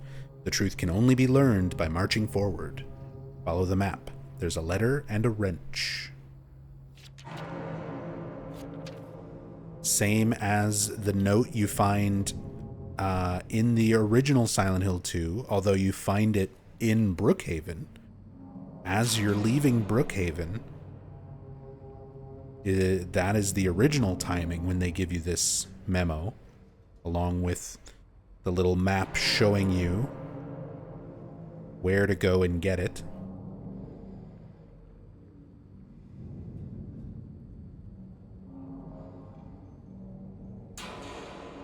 We've got a house for rent, which looks to be the Baldwin Mansion.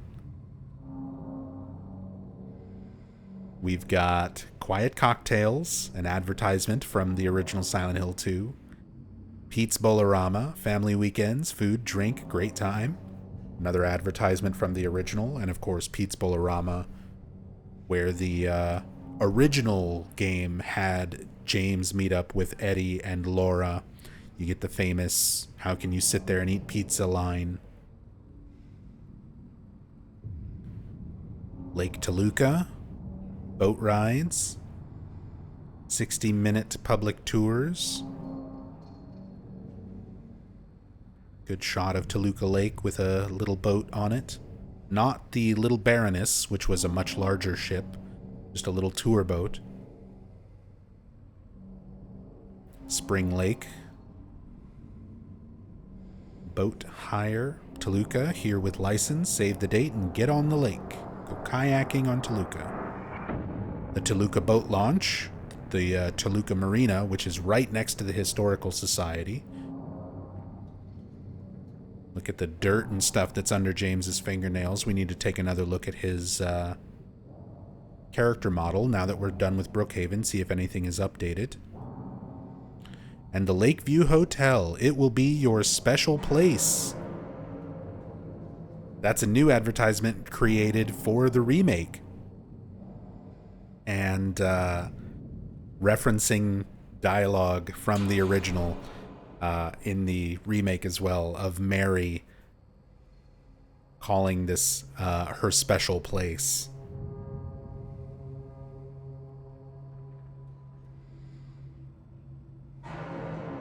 And then we have some shots of actual rooms, renders of interiors for the remake Lakeview Hotel.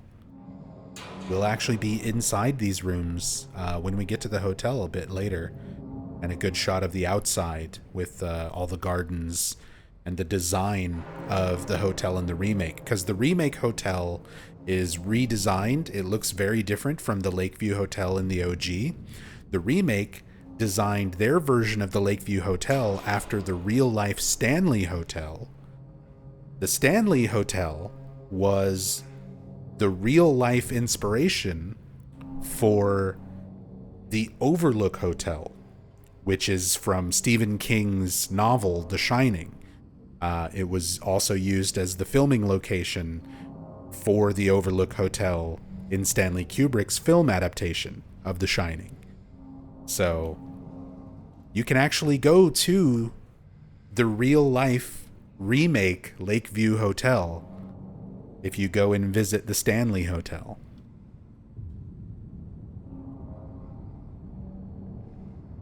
But nice little combination there of classic original Silent Hill 2 references and a couple things that are remake specific. The remake version of Baldwin Mansion. The remake version of the Lakeview.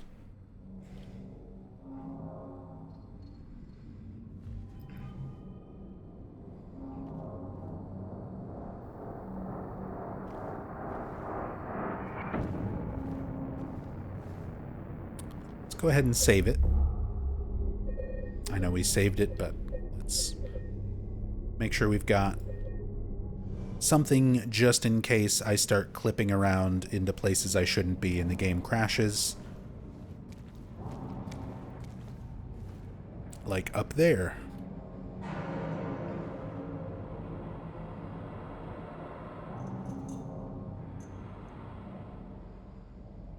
Also, this looks like there's a whole landscape out that way.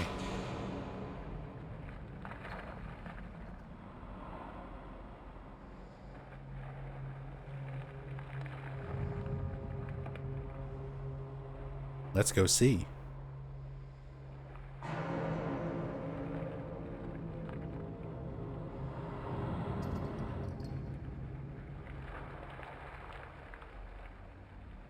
Ooh, just some various out-of-bounds assets. Parts of the barrier. These are a lot of the default, like, ground textures. We've seen a lot of that. Oh, we found a light bulb. Just out here in the middle of the void. We finally have a light bulb. It's not in a can. We still don't have canned light bulbs, which is our official white whale of this playthrough.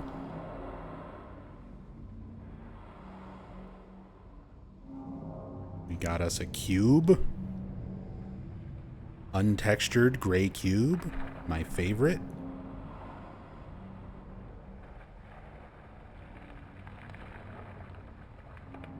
We have floating door.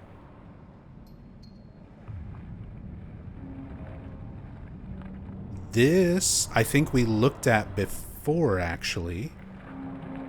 This might be the layout for when you go down the big staircase and first enter the prison in the Historical Society.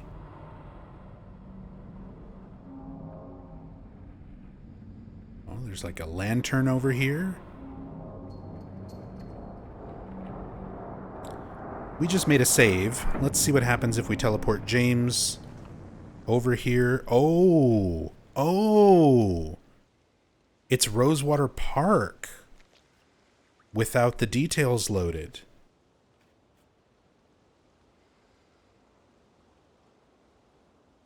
Hi, Angela. I didn't know you'd be here.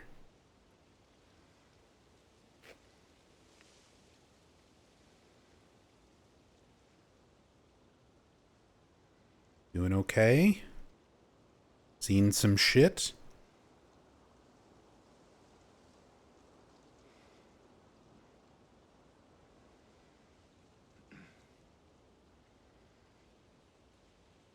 James actually mimics this behavior that Angela's doing right here, too. Earlier in the game. So when you first meet Angela in the graveyard, she's doing this sort of repetitive behavior, calming behavior, self-soothing, of grabbing her own arm. It's also a way of sort of kind of crossing her arms, blocking herself off from other people in body language. something very common with a lot of people who deal with abuse or trauma the way that she has. Really neat detail. And then when James meets Maria at Rosewater Park, he does this same arm thing. You never see him do it anywhere else. He only does it in that scene after meeting Angela once he meets Maria, where it says a lot about James. James is not who he actually is. How he's trying to portray himself to people like Eddie and Angela and Maria. James is a murderer who's killed his wife, who's suicidal. He's very messed up, and he's trying to come off as normal to the people that he meets. And his best way of doing that is by mimicking other people's behaviors and adopting them as his own. So we see him mimicking Angela's behavior physically as a way of trying to portray himself as more normal. We see him mimic a little bit of Eddie after he meets Eddie in the apartments. And Eddie talks about, hey, we should, team up and try to get out of this place. James is very singular mind focused. I'm here to find Mary. Nothing else matters. That's his attitude towards the entire rest of the game until he meets Eddie. And in the upcoming cutscene that we're going to see with Angela here in Rosewater Park, James repeats some of Eddie's dialogue about sticking together and trying to get out of the town, something that he had never talked about before. Again, he's trying to sort of portray himself as somewhat normal because that's not who he really is.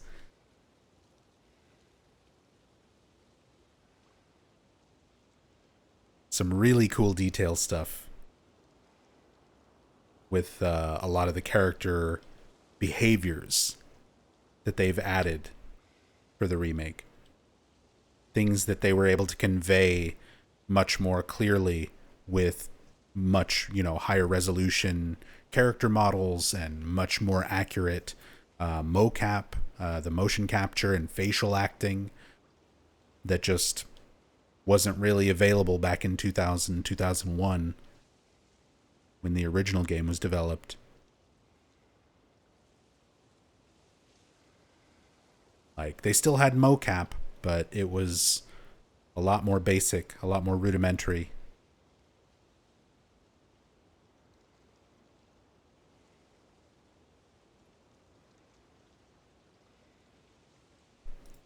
Yeah, it's a subconscious behavior. He's not doing it consciously, Q-Dog.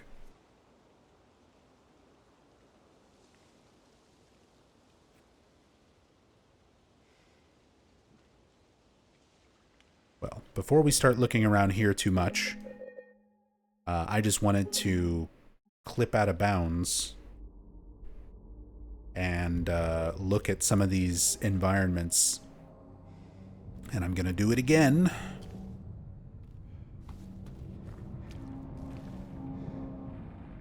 Let's go back out there. We now know that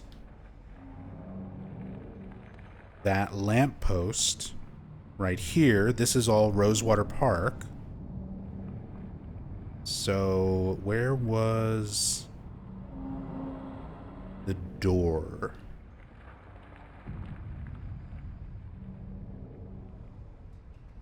Whoa, whoa. We're in the void.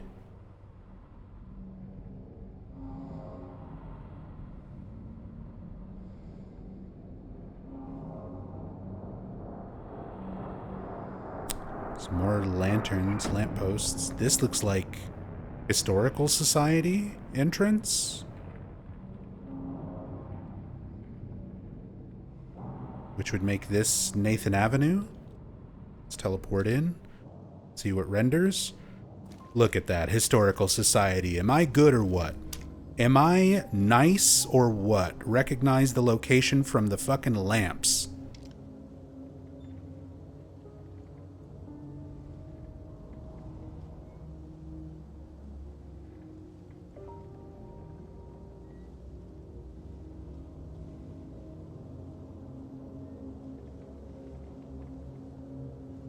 Here's the boat launch. Right here alongside the Historical Society. Yeah. Yeah, you did. Bob, thank you so much for the bits. Appreciate you.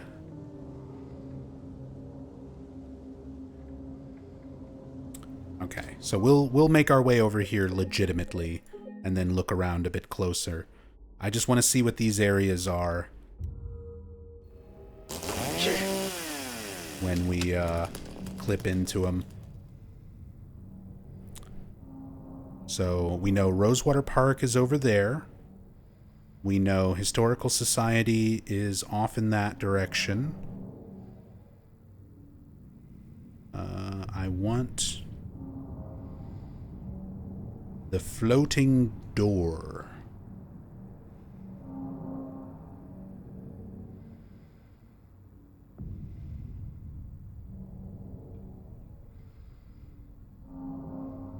I want to see what that door was.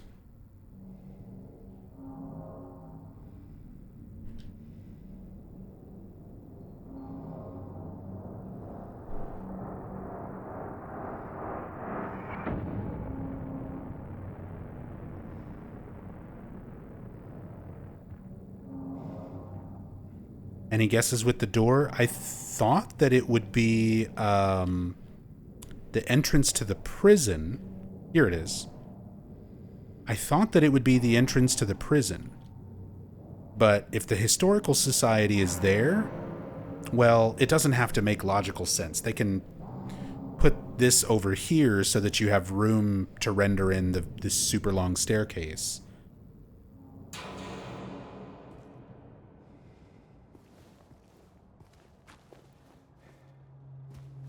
Oh.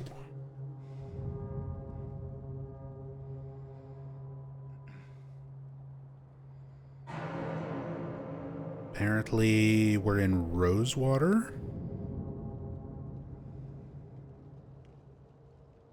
Oh, it's the tunnel? Oh, it's the tunnel door for this little transition after Blue Creek Apartments going into Rosewater Park. I like how it opened and now it's locked.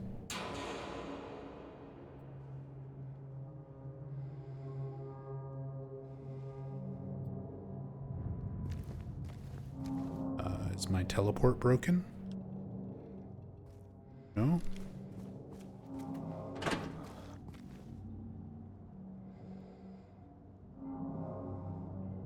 There we go. Ah. Well, that would be why. I'm like, why won't it let me teleport in here? It's because there's no actual collision for James to be there.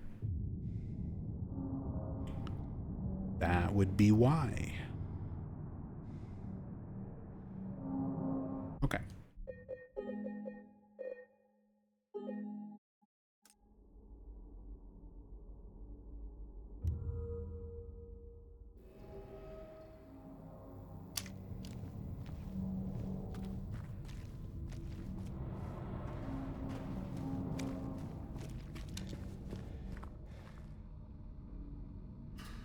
All right.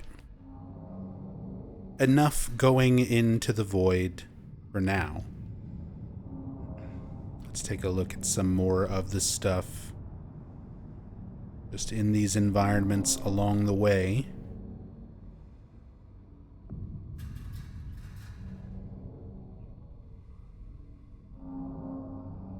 I love all the exceptionally vintage cars.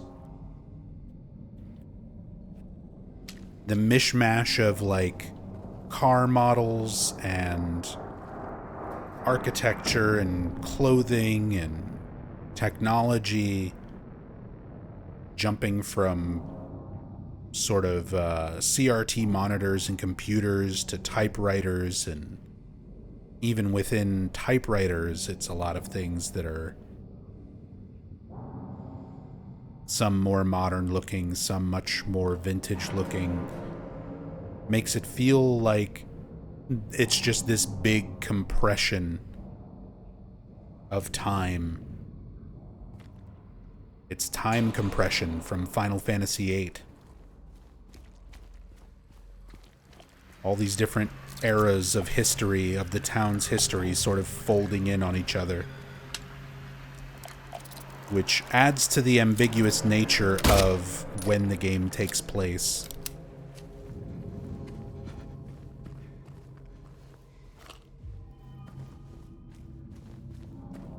Because the original developers never gave a specific timeline for the original games.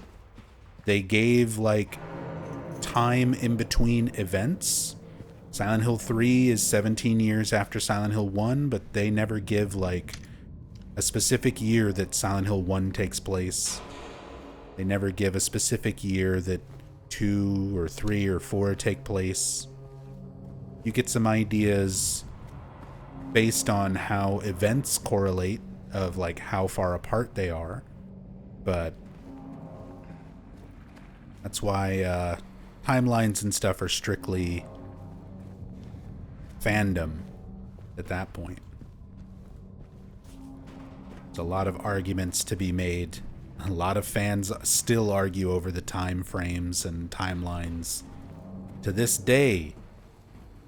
Even though you've got developer commentary from all the way back to Silent Hill 1 with Keiichiro Toyama saying they wanted to be very non-specific about when and where Silent Hill is. Even the concept of it existing in Maine was left ambiguous, even though there's a lot of hints and stuff kind of dropped about it. It wasn't even their original intention.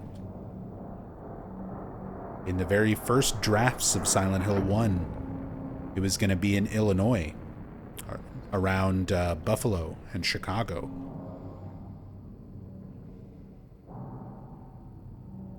In early versions of Silent Hill 1, like the trade demo, the cop cars still have Buffalo on the side of them. And the dev team, when they were doing location scouting, went to Chicago after E3 back in like 1998.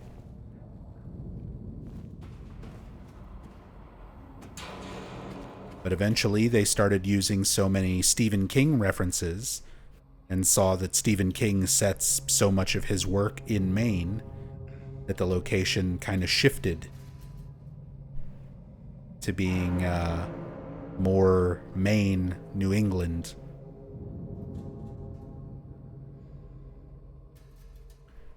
Read a theory that it's in Oregon? That's because Portland is mentioned in Silent Hill 3. That's where that theory originates from, except there is also a Portland in Maine.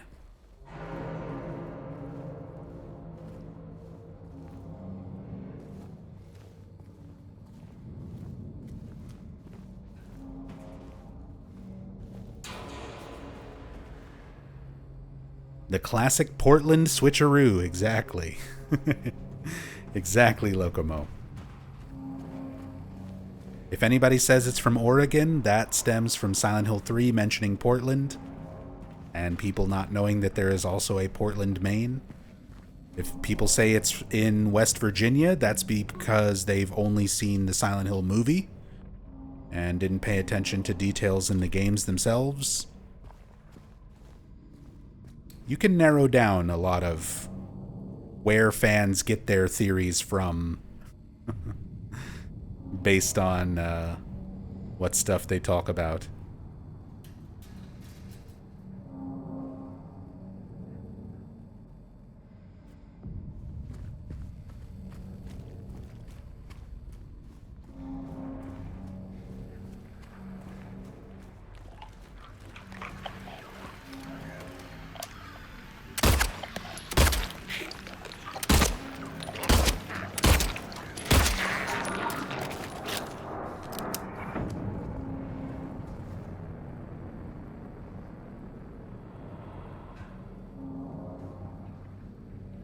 Absolutely destroyed building. And this is the Saul Street apartments where we were earlier. You can even see some of the same assets in here. The couch. One of the rooms. The bed frame.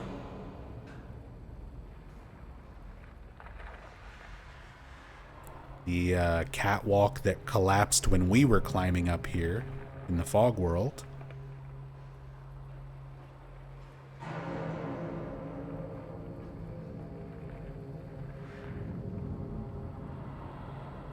So here's like the ladder where we climbed down from the roof. A little back alley lot area. The pharmacy right next door, which has some supplies and a mannequin chilling in there, and a nurse.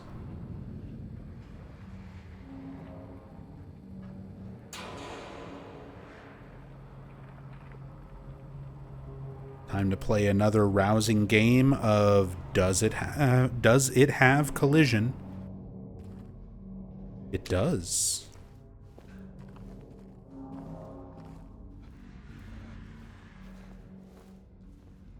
Anytime I clip into environments, it's always like, it's like a 50-50. Will I be able to walk around on this stuff where I'm not supposed to be? Or will I clip right through it and fall through the world?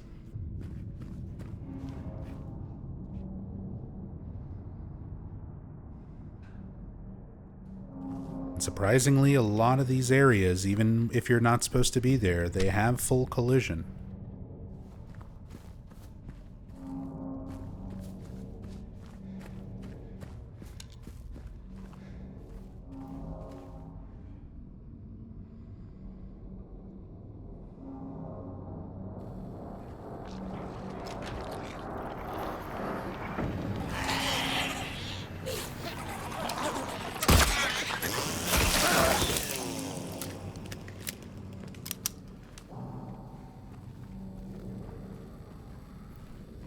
Oliver, if James did what he did, wouldn't even the best ending with escaping Silent Hill just put him into prison for life at best?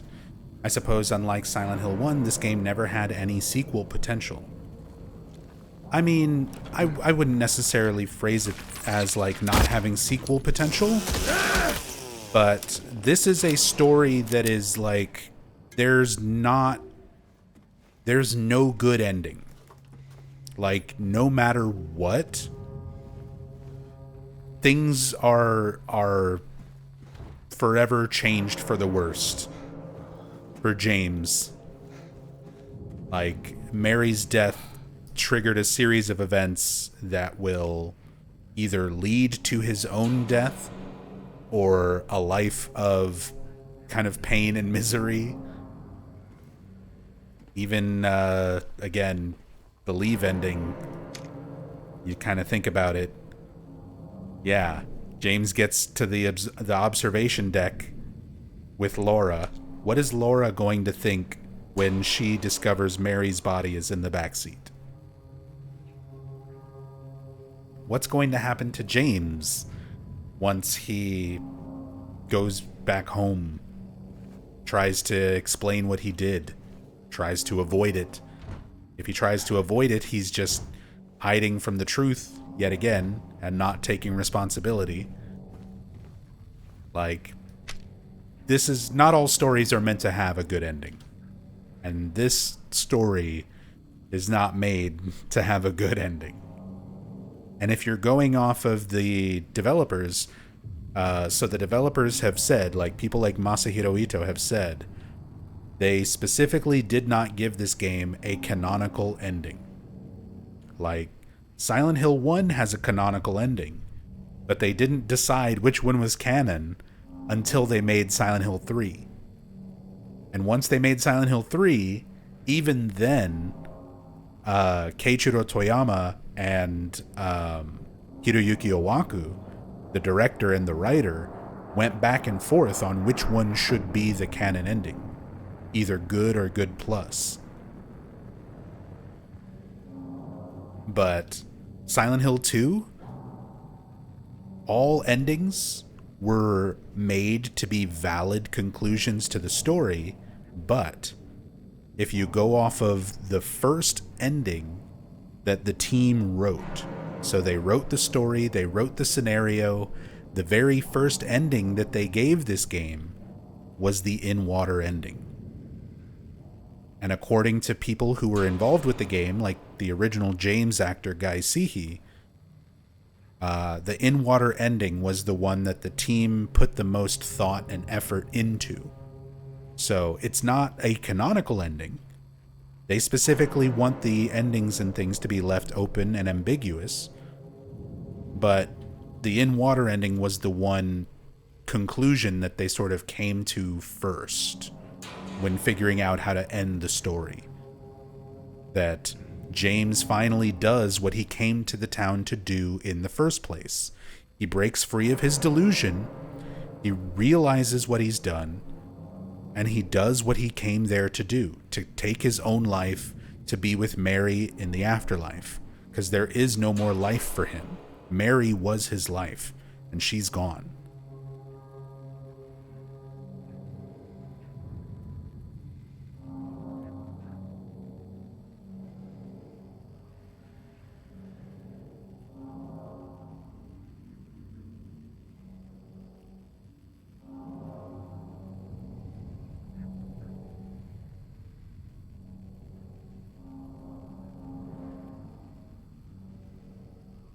No more points? Points are gone? Hey, don't worry, they're scam points. The scam points on my channel are based on the influence points from Silent Hill Ascension. And just like Silent Hill Ascension, they're a scam. They're literally called scam points for that reason. They don't matter, they do nothing, and occasionally you'll just randomly lose them, and occasionally you'll just randomly get them back. The same way they worked in Ascension. So even when you think they're gone, they might not be. And even when you think you have them, you might not. Isn't that fun? It's just like Silent Hill Ascension. Isn't that interactive and interesting?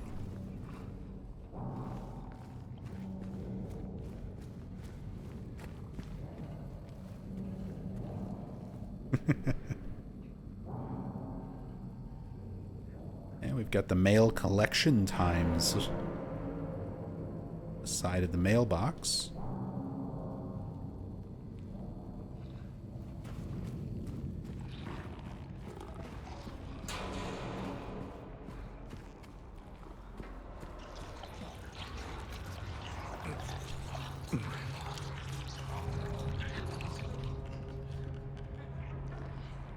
I don't climb through there just yet.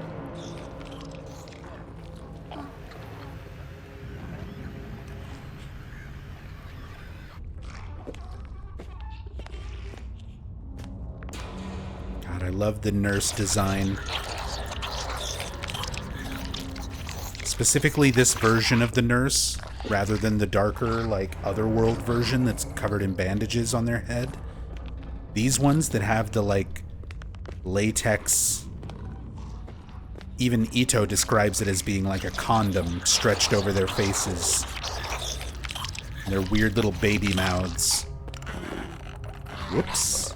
Gonna have to censor that on YouTube.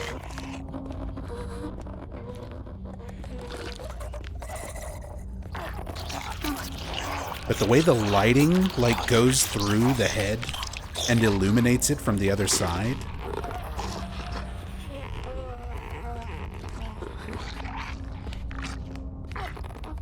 Such a cool design. And then the Jacob's Ladder head shaking. Great animations.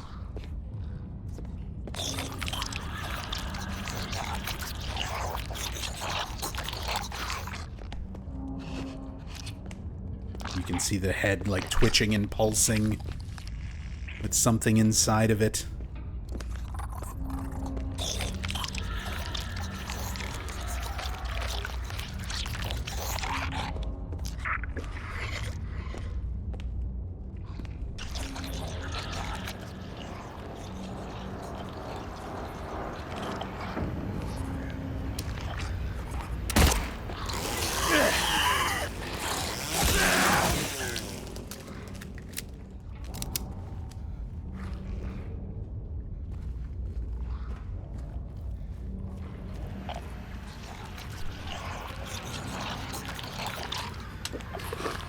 Yeah, see, then there's this nurse.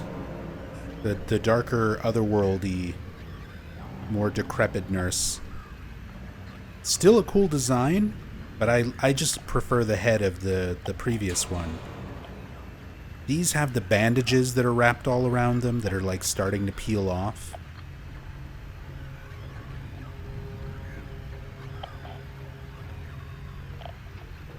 They don't have the chokers on the neck.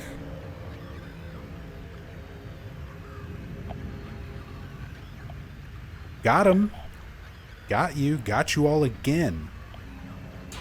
So easy, chat. So easy. Fall for it every time.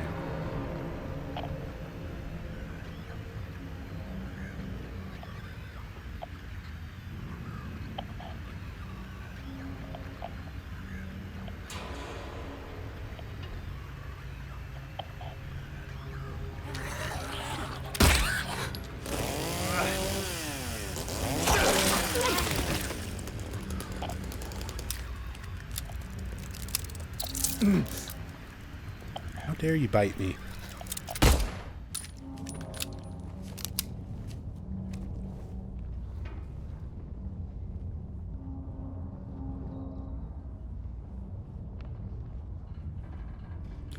Oliver says that sounds very valid, but also grim. I cope by thinking that Mira the Shiba Inu found a way to give James further purpose in life. Hey, it's fine. If it makes you feel any better, if we're going off of continuity from game to game, the ending that makes the most sense is the UFO ending.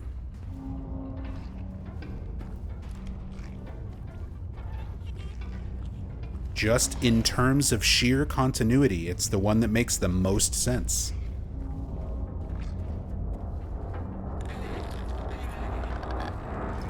They took Harry Mason in Silent Hill 1. Harry teamed up with the aliens and took James in Silent Hill 2. They're both in the apartment living together in Silent Hill 3. And then they go to Silent Hill and destroy it with the alien ship, which is why Silent Hill 4 doesn't take place there. And then none of the games after that count. They're all just officially licensed fan fiction.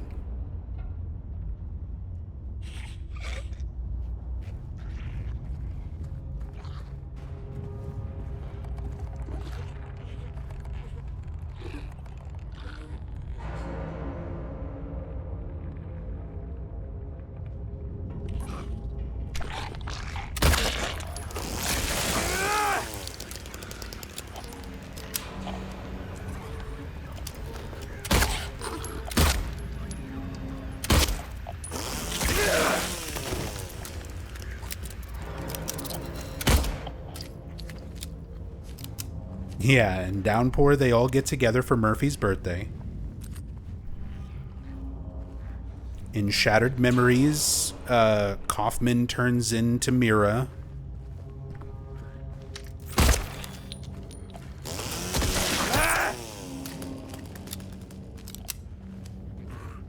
We don't talk about Book of Memories.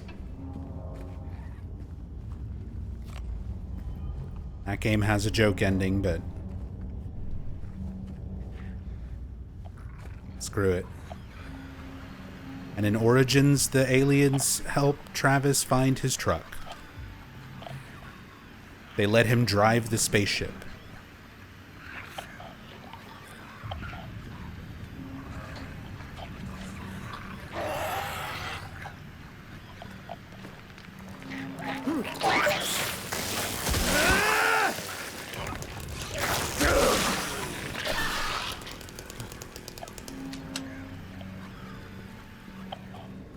Oh, and in the arcade game, the UFOs, the captain of the Little Baroness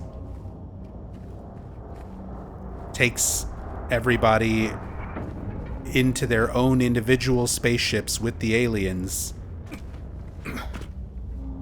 and it turns into Gradius.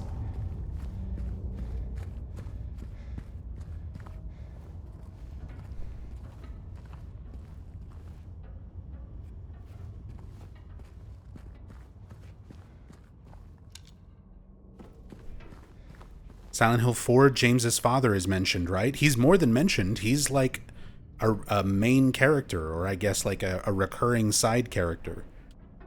Frank Sunderland, James Sunderland's father, is the owner. He's the superintendent of South Ashfield Heights, of the apartments. He's the one who found baby Walter and decided, for whatever crazy reason, to keep the umbilical cord. It's a good thing he did, too, because that's the only way you're able to stop Walter at the end of 4, is thanks to that umbilical cord.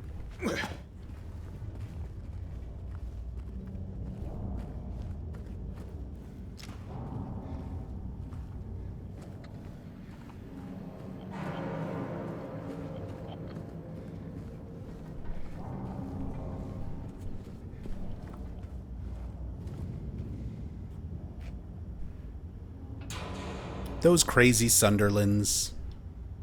Always picking up random weird stuff and keeping it in their pockets.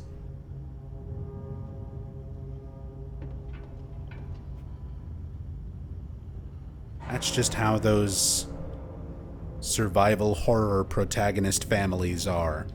Always picking up weird shit and keeping it on them. Oh, look, here's a creepy thing. I'll put this in my pocket for later.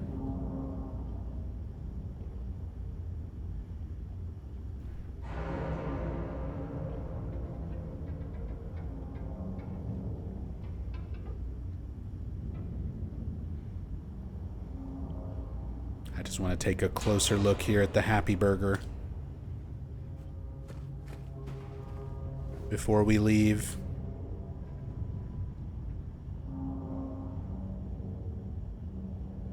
Discount tickets for Silent Hill Amusement Park included with every Happy Burger meal. It's weird that they call it Silent Hill Amusement Park and not Lakeside.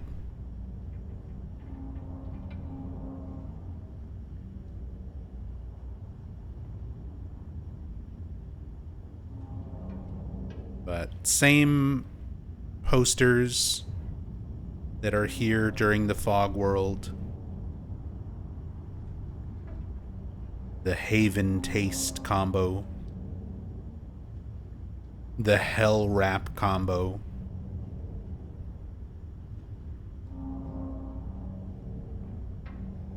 Just a much more deteriorated version of the poster now.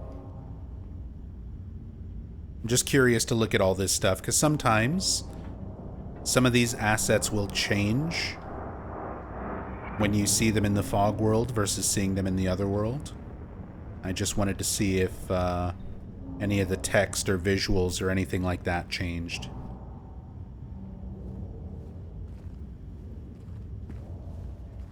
But looks like it's, for the most part, the assets themselves are the same.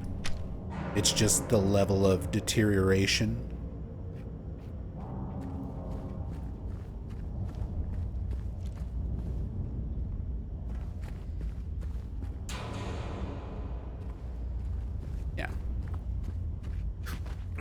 Yeah.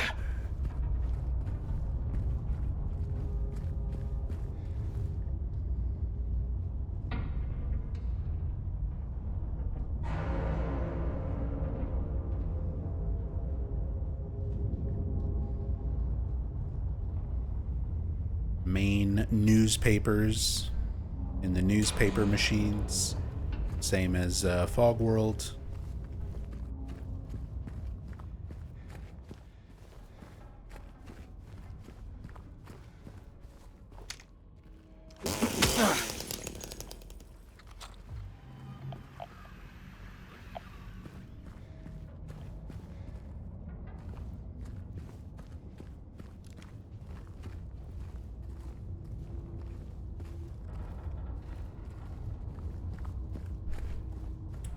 Rivel Sticks, welcome. Thank you so much for that brand new Prime sub.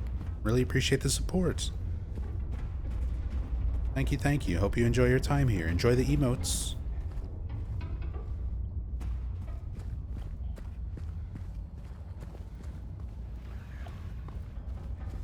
we've got the Silent Hill Dance Company, which is not open during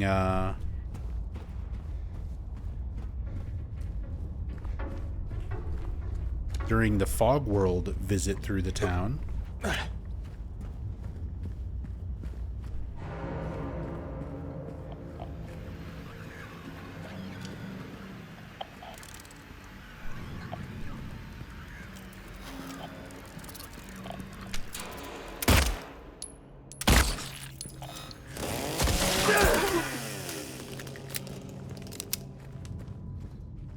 What do you consider, Roxy asking me, what do you consider to be the worst Silent Hill installment?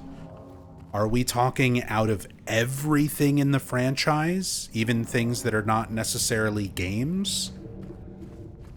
Like, are we including stuff like Silent Hill Ascension and the movies? Or are we talking strictly video games?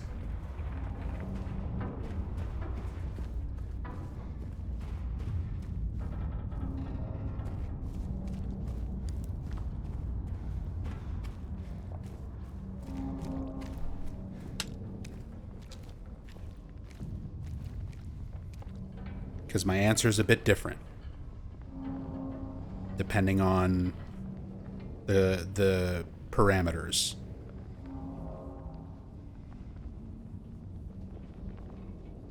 Games, out of strictly just the games, it's Book of Memories.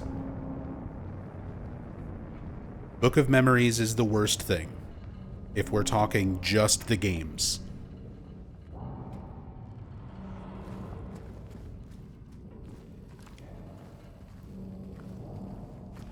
It's frustrating.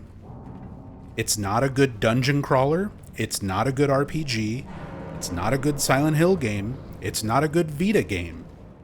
Whatever context you try to put it in, it fails at what it was trying to be. In all ways. In all forms. And I've played all 500 fucking zones of it. I've completely done everything that can be done in that game. So, trust me when I say it is the worst when we're talking just games. If we're talking entire Silent Hill universe, everything included, Ascension. Silent Hill Ascension is the worst thing with Silent Hill in the title. It's insulting how bad it is. It's written, it seems like it was written by AI. The developers deny it, but I don't believe them because they lied to us about a lot of other stuff. It was literally a scam where the developers lied, like, about everything, about how it worked, about what they would do. They said they would honor refunds for the season pass. I've got screenshots where I tried to refund what I paid for the season pass for Ascension, where it was denied, and they refused to refund. Even after the CEO of GenVid said that they would honor any refunds requests. They said that influence points would work in a specific way. We have proof that they didn't work that way. They said that the community would influence what scenes would show. We have proof that it was predetermined what they were going to show. The performances were bad. The animations were bad. And it had absolutely nothing to do with Silent Hill. Like, the words Silent Hill are never mentioned in a single episode of Silent Hill Ascension. Silent Hill is never mentioned outside of the title. It is literally completely unrelated. It is a complete scam and cash grab. And an absolute insult to the franchise and to the fandom and to the people who made this series what it is. It is a slap in the face.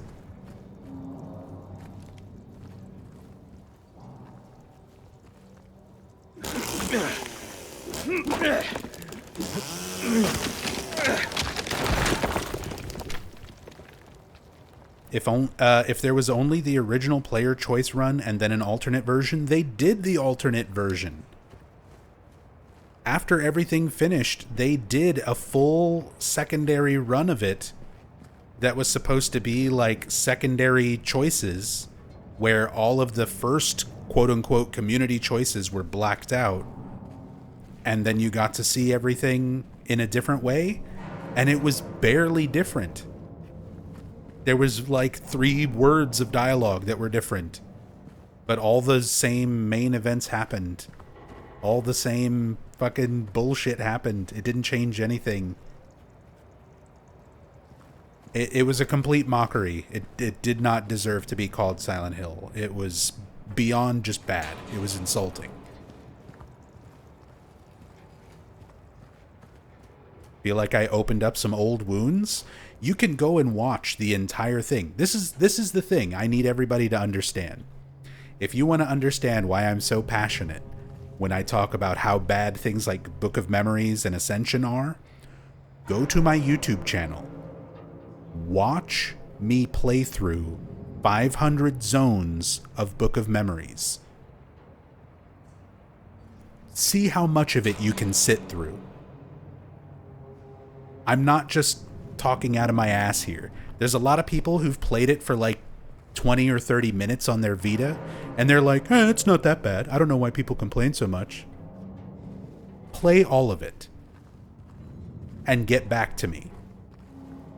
You don't have the level of experience to have a proper conversation about it unless you sit and experience it for yourself. And you can watch me play through it, Zone 1 all the way to Zone 500,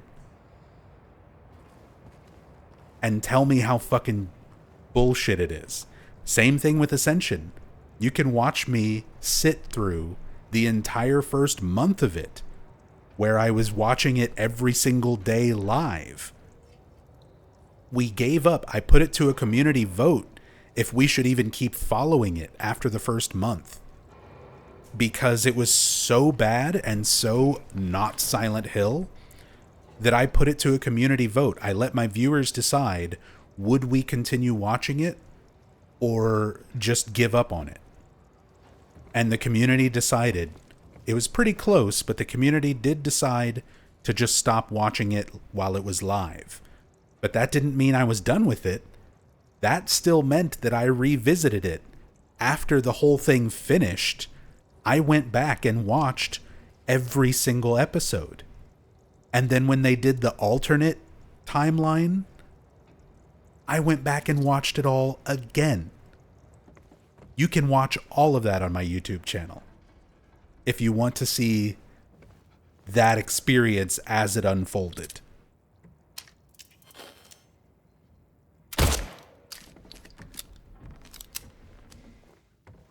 It was horrible.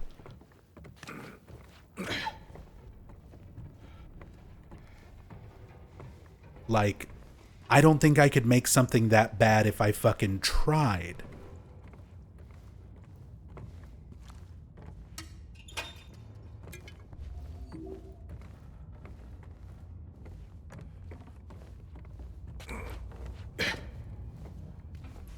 Again, you'll have people who don't understand because they weren't there. They didn't keep up with it. They didn't experience it the way I did, the way a lot of us did. When it comes to things like Ascension and Book of Memories, like... But then again, we've got a very strange Silent Hill community as a whole.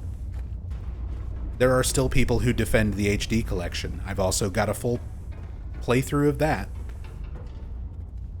pointing out everything that HD collection like does wrong, straight up bugs and glitches and problems with the HD collection, and people still defend the HD collection to the death on like the subreddit and stuff.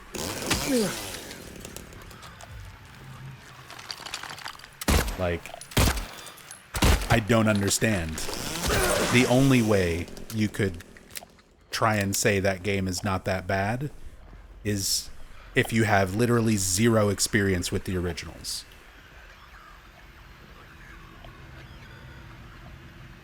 And even with zero experience, you should be able to recognize when sound is not looping correctly, when things are not leveled correctly, when things are not textured correctly, when Heather starts turning fucking blue. It's like, God.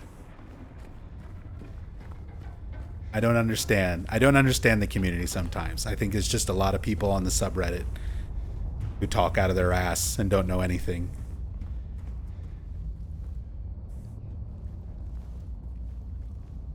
Bob. The boy Bob, thank you so much for the 100 bits.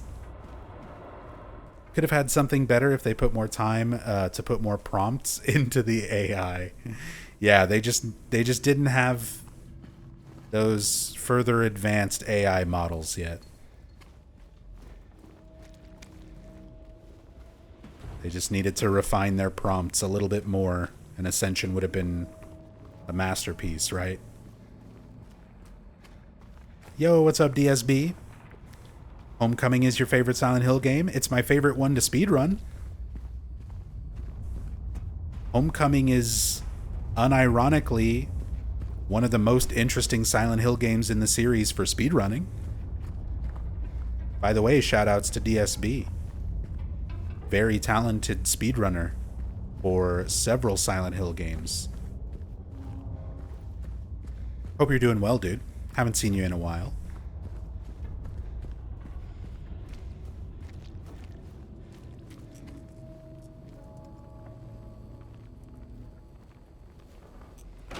It'll get better. Just give it a few years. Hey, you want to know what the cherry on the shit sundae is when it comes to Ascension? It won awards.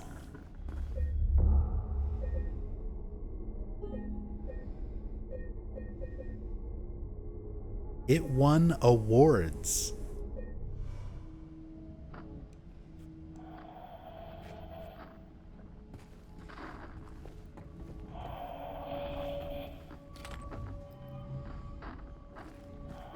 Why? How? No, it wasn't Razzies. But the first one was from, oh god, I can't even remember what the like award committee thing was. But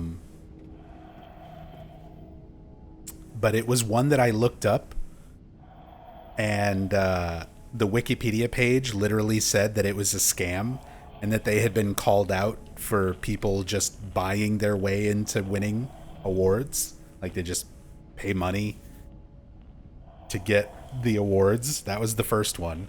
And it was funny because one of the awards was for like innovation in AI, after the CEO of Genvid went on a whole tirade on Twitter because so many fans were calling it out as AI, and he was vehemently denying that AI was any part of the process when it came to Silent Hill Ascension's development.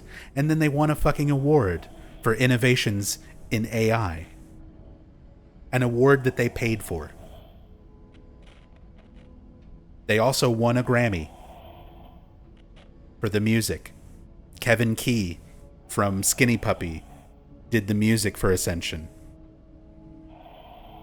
And he got a Grammy.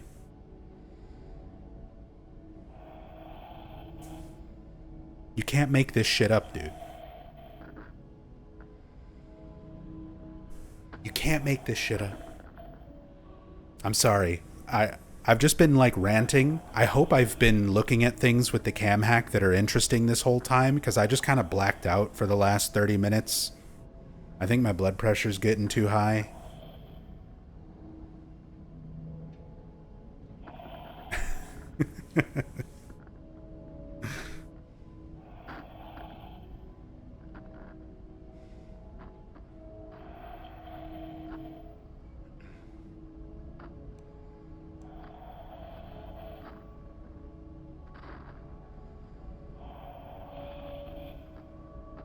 Hey, Dulcibun.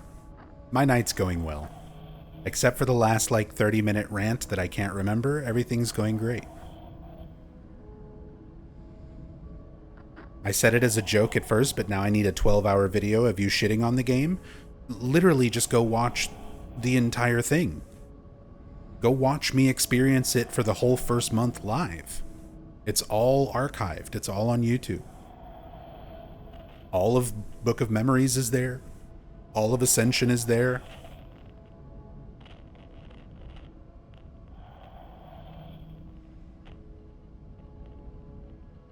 There was a hole here.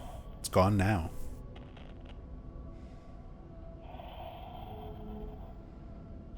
If you really want to see Mary, you should just die. But you might be heading to a different place than Mary, James.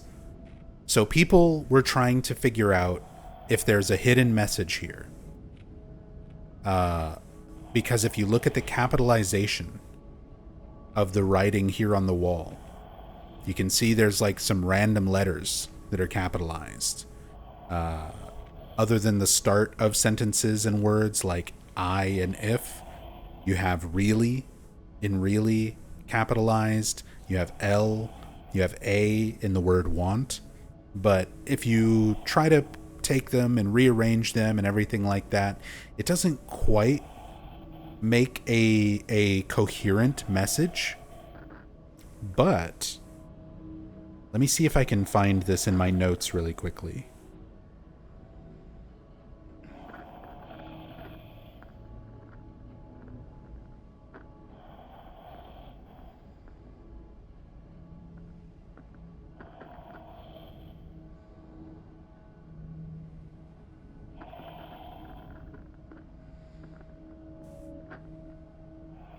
So here it is.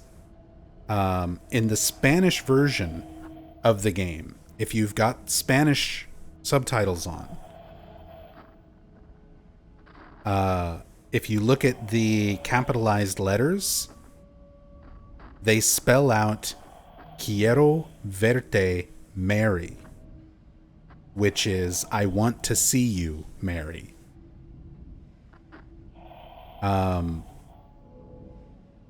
Oh, if you do take the capitalization in English, it doesn't spell anything out directly, but it is an anagram of I need you, Mary, be real.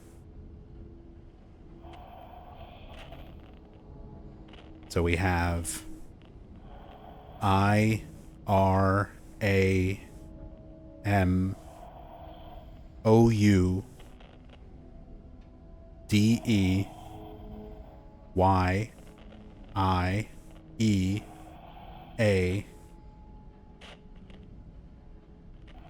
and then Mary's full name. I need you, Mary, be real is the anagram in English. We should be able to change subtitles on the fly. We can't change voice language, yeah, but we can change this to Espanol.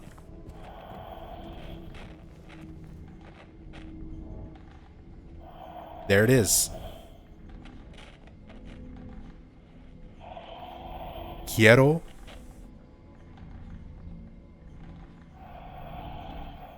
verte, Mary. I want to see you, Mary.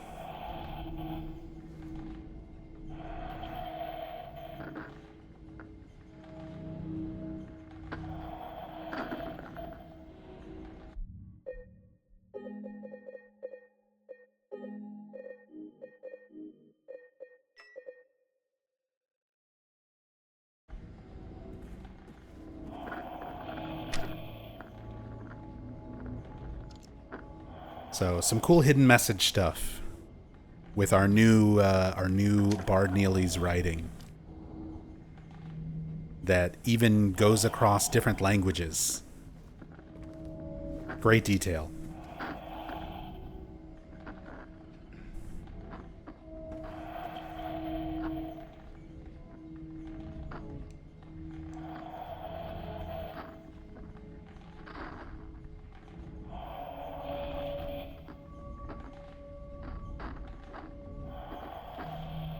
So then I, N, E, E, D, I need, Y, O, U, I need you, Mary,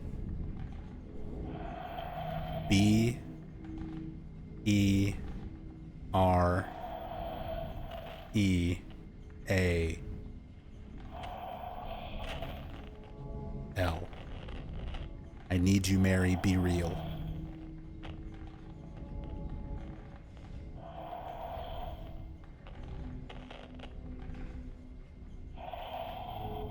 We can also hear Mary's breathing, the same strained breathing, like through a medical device, that we heard in the hospital room in Brookhaven, where Maria stops and lays down in the gross-looking bed. When you revisit that room in the Otherworld version of Brookhaven, you hear that sound of Mary's struggling breathing.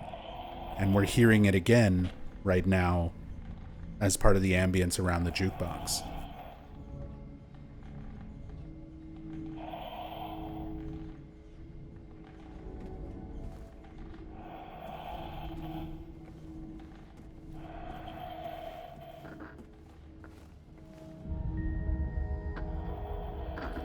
And our little flashback moment, remnant of the past.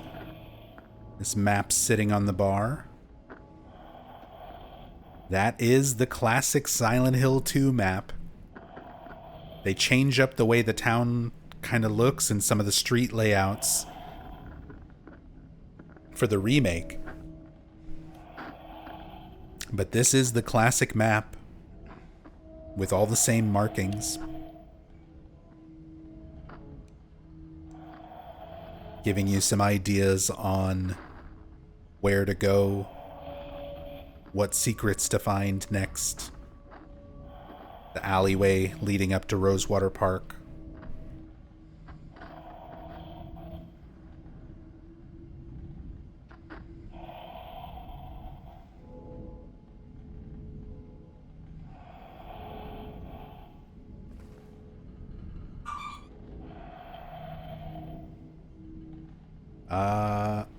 I will be right back. Give me just a moment.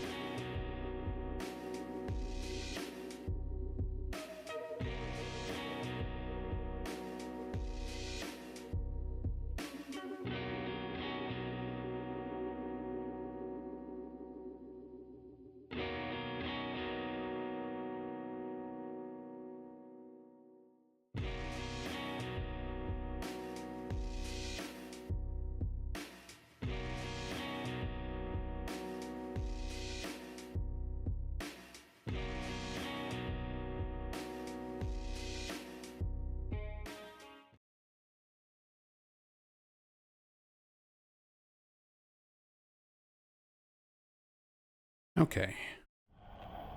Sorry about that, everyone. I had to help my wife with something really quickly.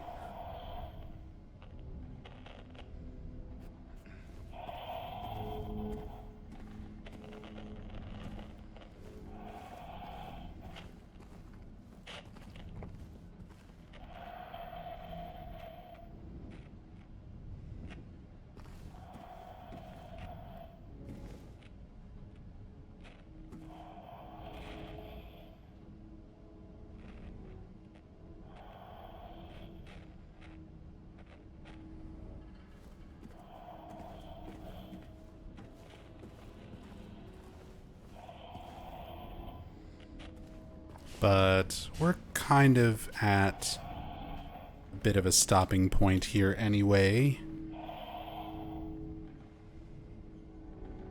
And this is about usually where I call it. So we're going to go ahead and call it here.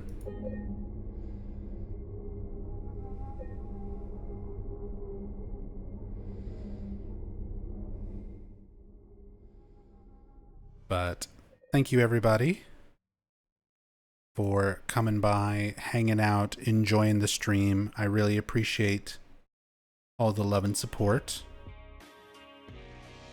As always.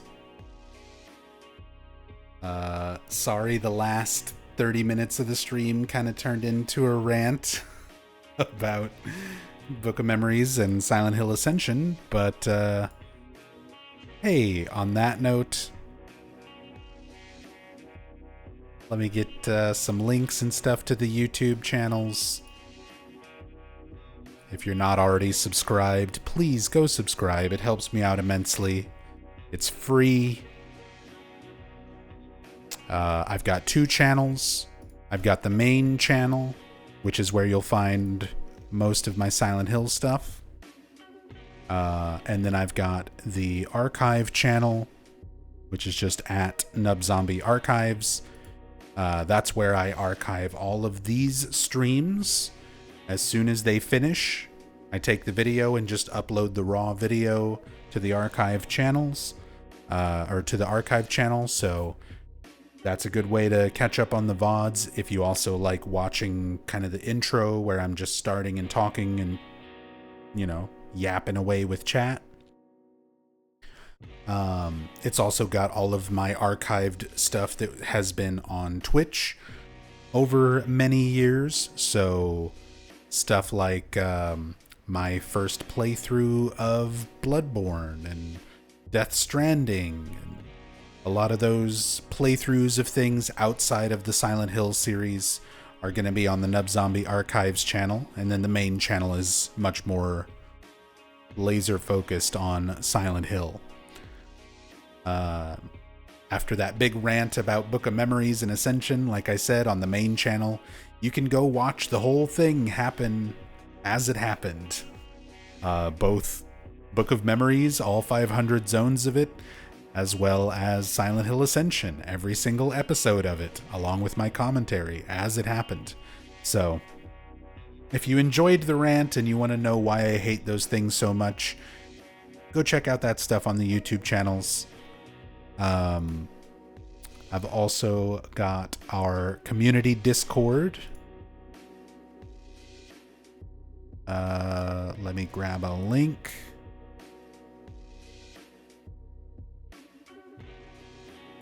So there's the community Discord for anybody who wants to join us over in my graveyard, where we hang out, we talk about all sorts of games, including Silent Hill. If you want to discuss lore and theories and ask me questions about the games and stuff, or just know when the next streams are happening and keep up with my health and all of that kind of stuff that's been going on, Discord's the way to do it. Everybody's welcome. You don't need to be a subscriber or anything like that. You're more than welcome to join.